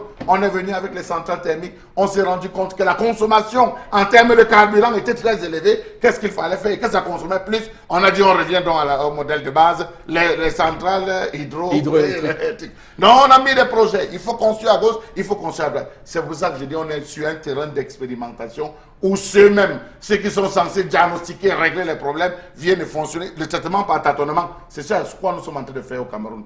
Comment voulez-vous que vous branchez votre ventilateur? Que vous avez mis à 1. Parce que 1 c'est le plus... à 3 c'est le moins fort par exemple. Vous mettez à 3 et qu'à un moment donné vous entendez un clic, le ventilateur se met à tourner comme s'il était à 1. Vous posez des questions. À des moments c'est l'écran de télévision qui baisse. À des moments, pour ceux qui ont la climatisation, vous mettez la clim. À des moments vous entendez ça coupe complètement. On vous dit ok, allez chercher un régulateur, venez mesurer. Lorsque vous venez mesurer, vous vous rendez compte qu'à des moments, c'est-à-dire les régulateurs de tension électronique, à des moments vous êtes à 240, 250, après ça redescend. Vous vous demandez, mais qu'est-ce qui occasionne? Et ce n'est pas d'aujourd'hui.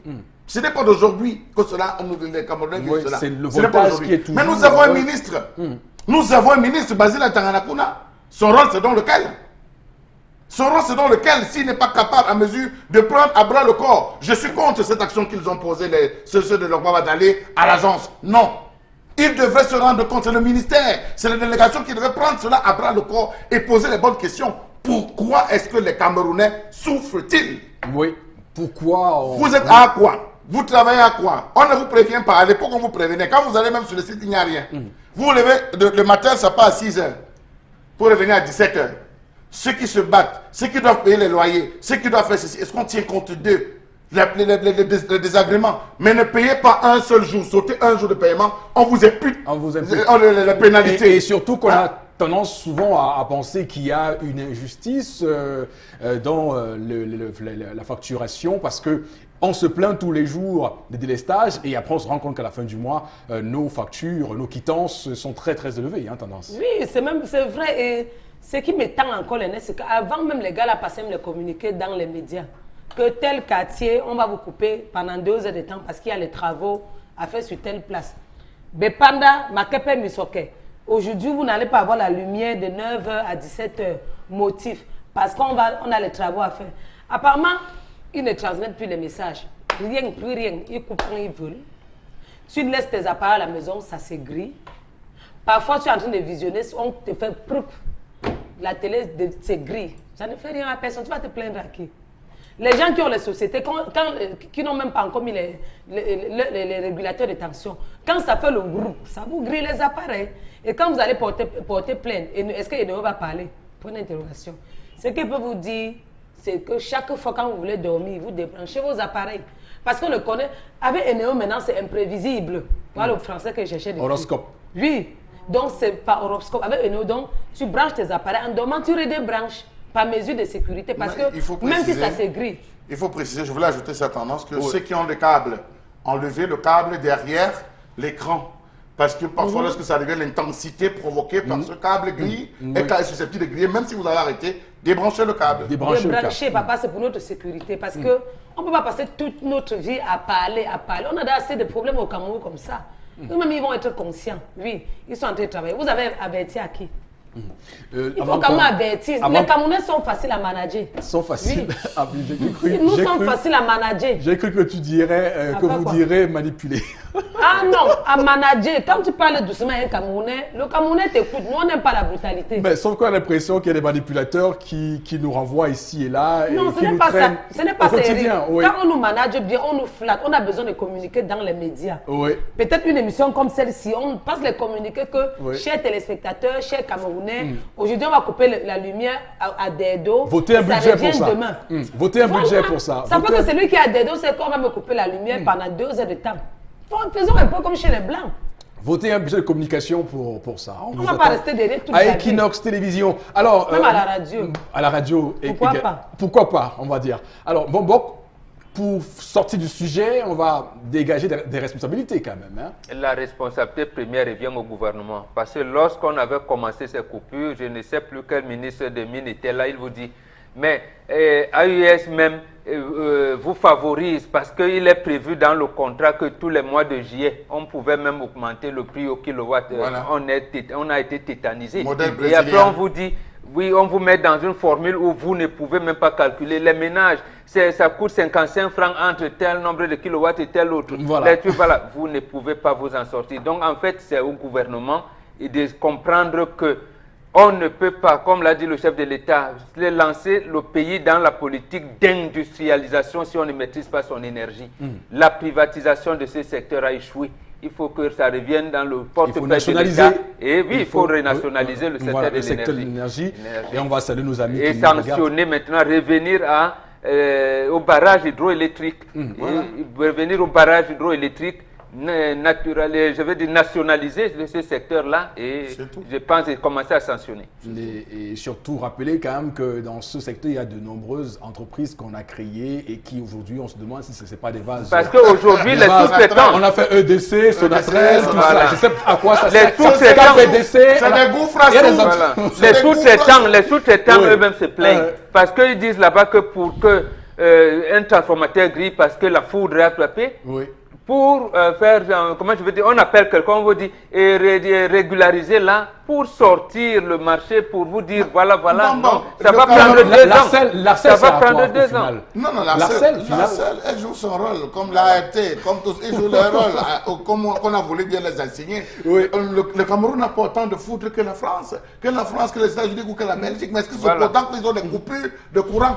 En espace d'un mois, on vous précise, on met 4 en raison des travaux qui auront lieu dans les postes de temps, coupures pendant 3 jours. Ah, ok. Alors qu'il y a des villages entiers ici qui n'ont pas d'énergie depuis 3 mois. Très- Yabassi est resté, je pense, 6 mois. Très compliqué tout Tout le ça. département Au final, de Cap. Megui, on va revenir à vous pour prendre quelques messages.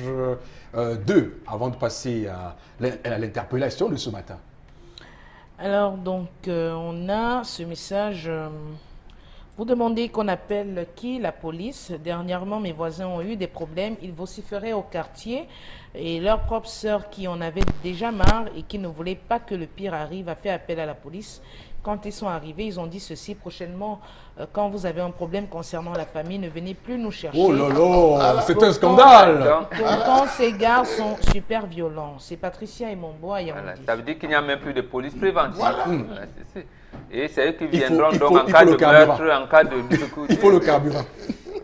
Donc, Diaoro Ali-Pierre Ngaoundéré qui nous dit: cet homme est un sanguinaire et maniaque de crime. Que dit donc l'État sur cet acte odieux, puisqu'on le sait bien qu'aujourd'hui les enfants appartiennent naturellement à leurs parents biologiques, mais socialement à l'État. Les ministères en charge doivent sortir de leur mutisme et prendre conscience de la responsabilité qui leur incombe et frapper le poing sur la table pour que de tels actes ne puissent plus se répéter. D'accord, merci Megui, on va revenir à vous tout à l'heure. Le temps pour nous d'introduire l'interpellation de ce matin au cœur du 10-12, le Zénith. À tout de suite, madame, messieurs.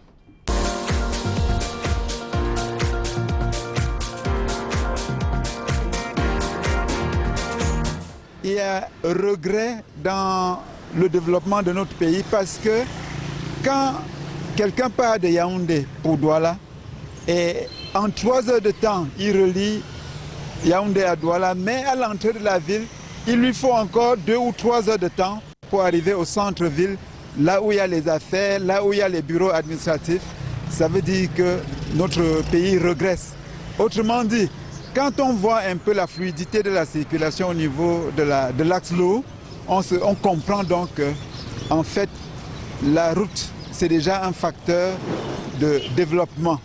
Et d'autre part maintenant, quand je vois les constructions des barrages au Cameroun, on a parlé de Lompanga, on a parlé de Memvele, on comprend quand même que il y aura de moins en moins de crises énergétiques dans notre pays. Autrement dit, c'est quand même facteur de développement.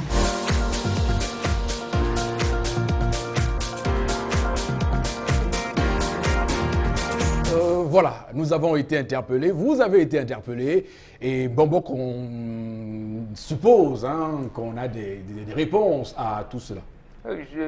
Notre compatriote a relevé deux problèmes. D'abord, le problème de l'électricité, j'en ai parlé, je ne reviens pas dessus, mais surtout les grandes villes, l'entrée de nos grandes villes, les 2 principales grandes villes, Douala et Yaoundé. Vous pouvez, lorsque Dieu le permet, circuler entre Douala et Yaoundé de manière à peu près normale, si vous n'êtes pas victime d'accident de circulation. Maintenant, à l'entrée de la ville, alors, vous pouvez passer 3 heures dans le temps de tout le voyage. C'est regarder à partir de Yassa. Si vous avez la malchance de prendre par Niala, vous venez de prendre, vous arrivez au niveau du château, la route s'est rétrécie, vraiment, avec tous les nids de poules qui vont devenir bientôt les nids d'éléphants. Pour accéder à la ville, c'est très compliqué. Et quelquefois, même à partir de Yassa, pour aboutir à l'autre, là où on appelle borne 10, pour prendre ce qu'on nous vante toujours comme la pénétrante ouest, qui a vraiment réussi, qui est même la réussite des réussites. Pour y arriver, vous pouvez passer là 2 à 3 heures. D'abord, dernièrement, au lieu du Cogefar, un pont s'est effondré là. Ça veut dire que ça fait 30 ans que cet axe vit. Et cet axe est déjà vieux. Je parle de l'axe lourd pour apprendre l'expression camerounaise. Moi, je n'ai pas parlé de la nationale. Je parle de l'axe lourd, cet axe est déjà vieux, vieillissant et tout. Et voilà dans quelle situation on est pour aller à l'émergence. Et c'est encore, je pense, cette semaine, hier, que le commandant de la Légion de gendarmerie du littoral nous a dit qu'on a découvert un vaste réseau de fraude au niveau de la place portuaire. Vous voyez donc, on a d'abord des difficultés à joindre les deux grandes villes, on a des problèmes au port de Douala, on a tout ça et on nous dit l'émergence est pour demain. Bon, j'ai bien envie de croire, mais je ne sais pas si c'est Jésus et Mahomet, comme vous qui êtes des croyants, qui vont se réunir au ciel pour nous amener à cette émergence. À l'horizon voilà 2035. dans quelle situation on se trouve. Alors, Chalamel, on est dans une situation qui perdue. C'est un serpent de mer. On n'arrive toujours pas à trouver de véritables solutions à ce problème. Alors, Eric Fopoussi, on va encore dire que c'est nos ministres. On va vouloir nous taper sur les doigts. Mais nous ne pouvons pas faire une chose. Ce n'est pas à l'entreprise de construction routière de faire cela. Le mouvement impulsé depuis le haut. Regardez lorsque vous vous retrouvez à Petrolex. À ce niveau, la route est large.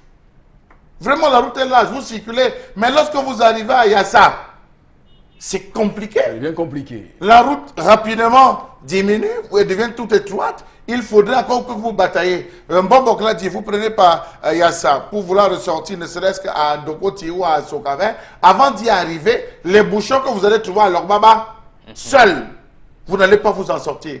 Laissons cette zone. Allons du côté de Bonabéry. Vous arrivez à l'entrée de Bonabéry. Non, ça va. Lorsque vous arrivez au niveau du toboggan, du premier toboggan, pour rouler encore, c'est des problèmes. C'est des problèmes. Surtout comme nous avons vendu le deuxième pont sur le Vouri comme étant la solution miracle à nos problèmes.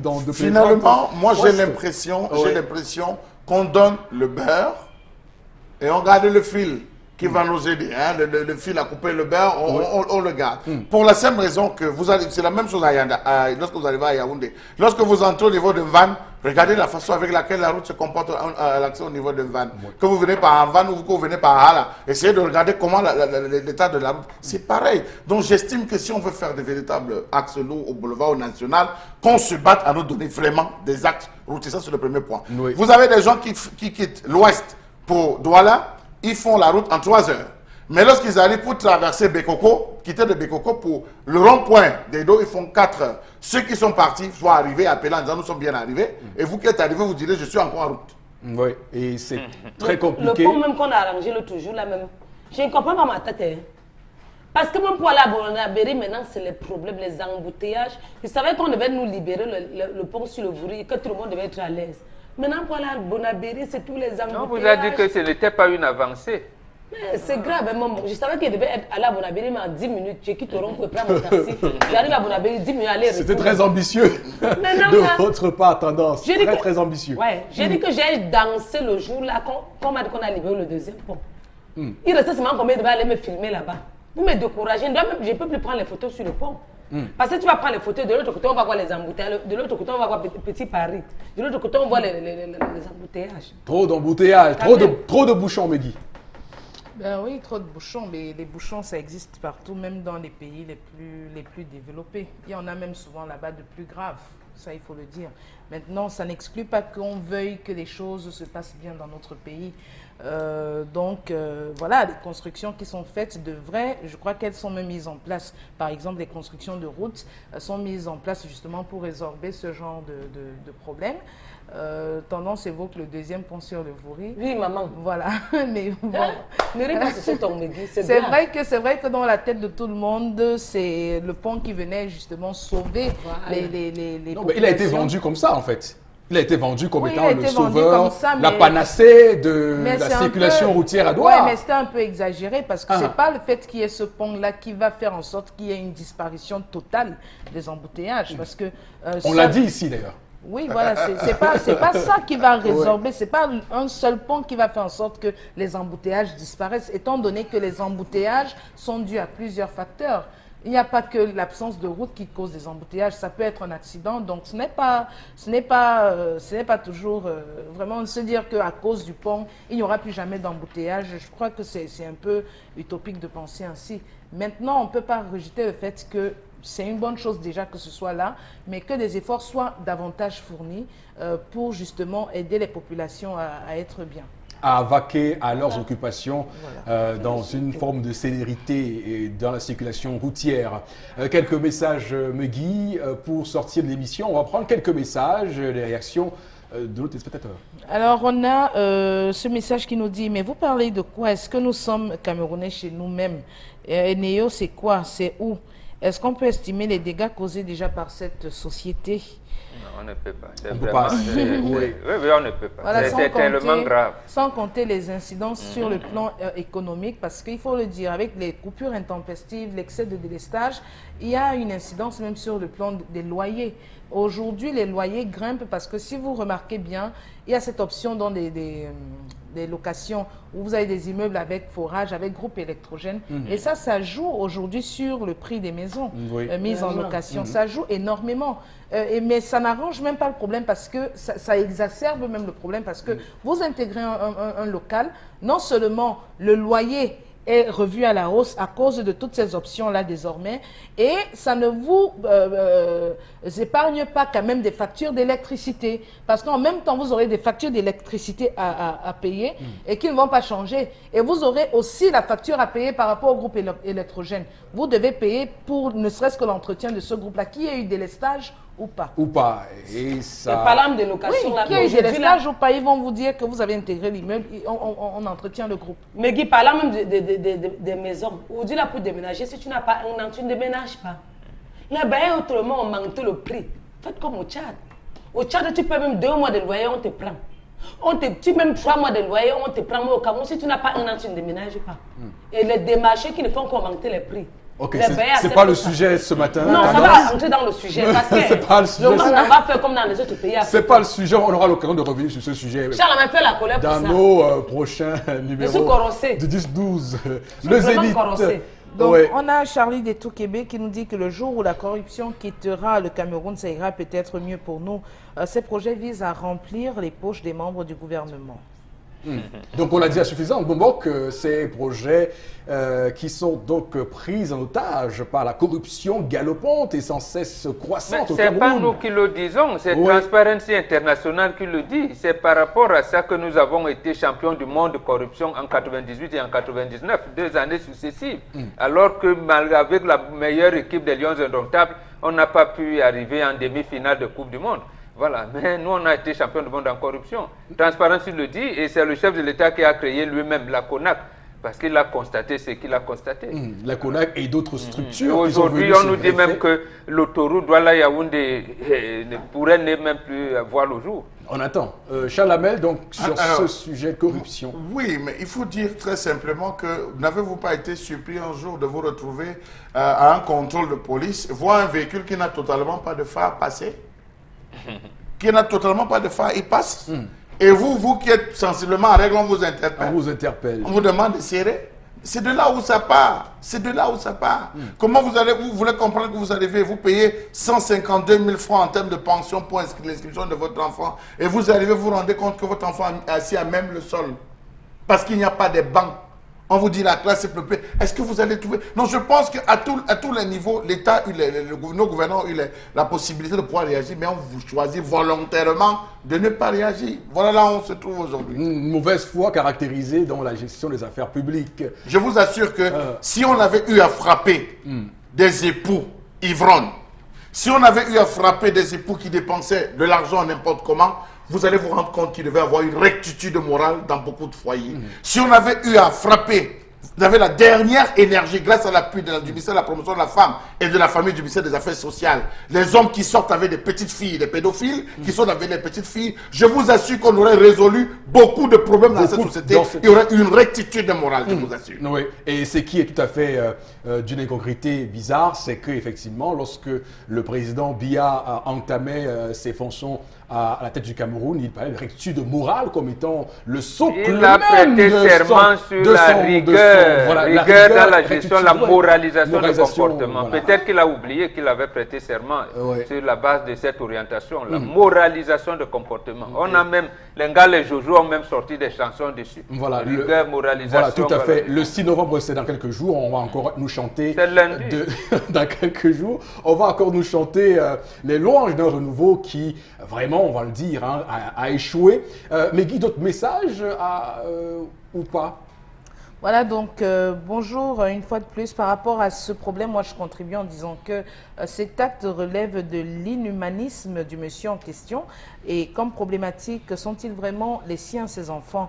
De ce fait, aucune justification n'est considérable, donc il mérite une condamnation à vie due à sa réaction cruelle. Hugues, depuis Bafan. Oui, et justement, sur la question de la peine, puisqu'on ne sait pas encore effectivement quel est le On ne sait pas, on attend que la police judiciaire ne vienne que nous. Il a déjà avoué. Oui, Il a déjà avoué, mais sauf il a qu'après, avoué, mais on il n'a faut pas les qualifier mobiles. il faut Voilà. qualifier On n'a pas les mobiles. le reste, Tout à fait. et surtout savoir si c'est l'assassinat, si c'est un meurtre, Voilà. si c'est Il a l'infanticide, avoué il y a- avoir tué, Voilà, il y mais a- on ne nous a pas révélé les mobiles. Mais ce que je ne comprends pas quand même dans cette histoire, c'est que quand est-ce qu'il s'est rendu compte que ce n'était pas ses enfants? Lorsqu'il arrive au Cameroun? Non, on n'a pas dit que On ce n'a ne sont pas pas dit que ce ses sont pas enfants, les on dit que enfants, c'est oui. des éventualités que les gens... Ah, d'accord. les gens- on n'a C'est pas des dit- hypothèses qu'on C'est avance, des hypothèses pour- que peut-être c'est ça qui aurait... Oui. mais on n'a d'accord. jamais dit que ce sont Même pas si ses ce ne sont enfants. pas ses enfants. Les Alors- enfants méritaient ça. Voilà. Un dernier message, Megui. Alors, Ngassam Douala, qui nous dit Eneo travaille beaucoup, il a endossé les problèmes causés par AES. Ah ouais, merci. Nous-mêmes, on voit ça. Alors, je ne sais pas si On voit qu'il travaille beaucoup. Alors que les sous-traitants n'arrivent pas à être payés. C'est ça, travailler beaucoup. Tout est sous-traité à Eneo, qu'on ne vous trompe pas. Justement, et est-ce que les sous-traitants passés ne veulent pas travailler précisément parce que le Cameroun, c'est le règne de la débrouillardise. Et voilà. C'est à qui mieux, chacun se défend comme il peut. Et pour boucler la boucle, c'est le Cameroun, c'est le Cameroun. On va faire comment? On est dans une société où les gens ne croient plus en rien, les gens se sont lassés, les gens ont même peur de se révolter, de crier leur ras-le-bol. Un pays où on accepte tout, le laxisme est devenu de méthode commun de tout le monde. En tout cas, on va surtout marquer la critique de ce jour sur ces personnes qui sont continuellement dans le déni et qui pensent que tout va bien au Cameroun. Ils se regardent le nombril, ils pensent que, voilà, dans leurs grosses voitures, dans leurs grandes maisons, dans leurs différentes missions à l'étranger, dans tout ce qu'ils font, tout va bien. Le Cameroun, ne dites surtout pas que tout va mal parce que le Cameroun va très bien, nos routes sont très bien construites, les écoles forment très bien au Cameroun, tout va bien et pourtant on sait tous que les choses vont de mal en pis et que le Cameroun est dans une forme d'élitement, de décrépitude, on s'enfonce continuellement et c'est surtout ce fossé qui est creusé entre les riches, de plus en plus riches, et les pauvres, de plus en plus pauvres, l'appauvrissement de nos couches sociales défavorisées par de nombreuses pressions fiscales, pressions politiques, pressions sociales, et tout cela crée ce que vous savez, un Cameroun qui vit mal. Mesdames, Messieurs, c'est sur ce qu'on met un terme à cette autre édition de votre émission 10-12 Zénith. On se retrouve à bientôt pour un nouveau numéro. Bonne journée.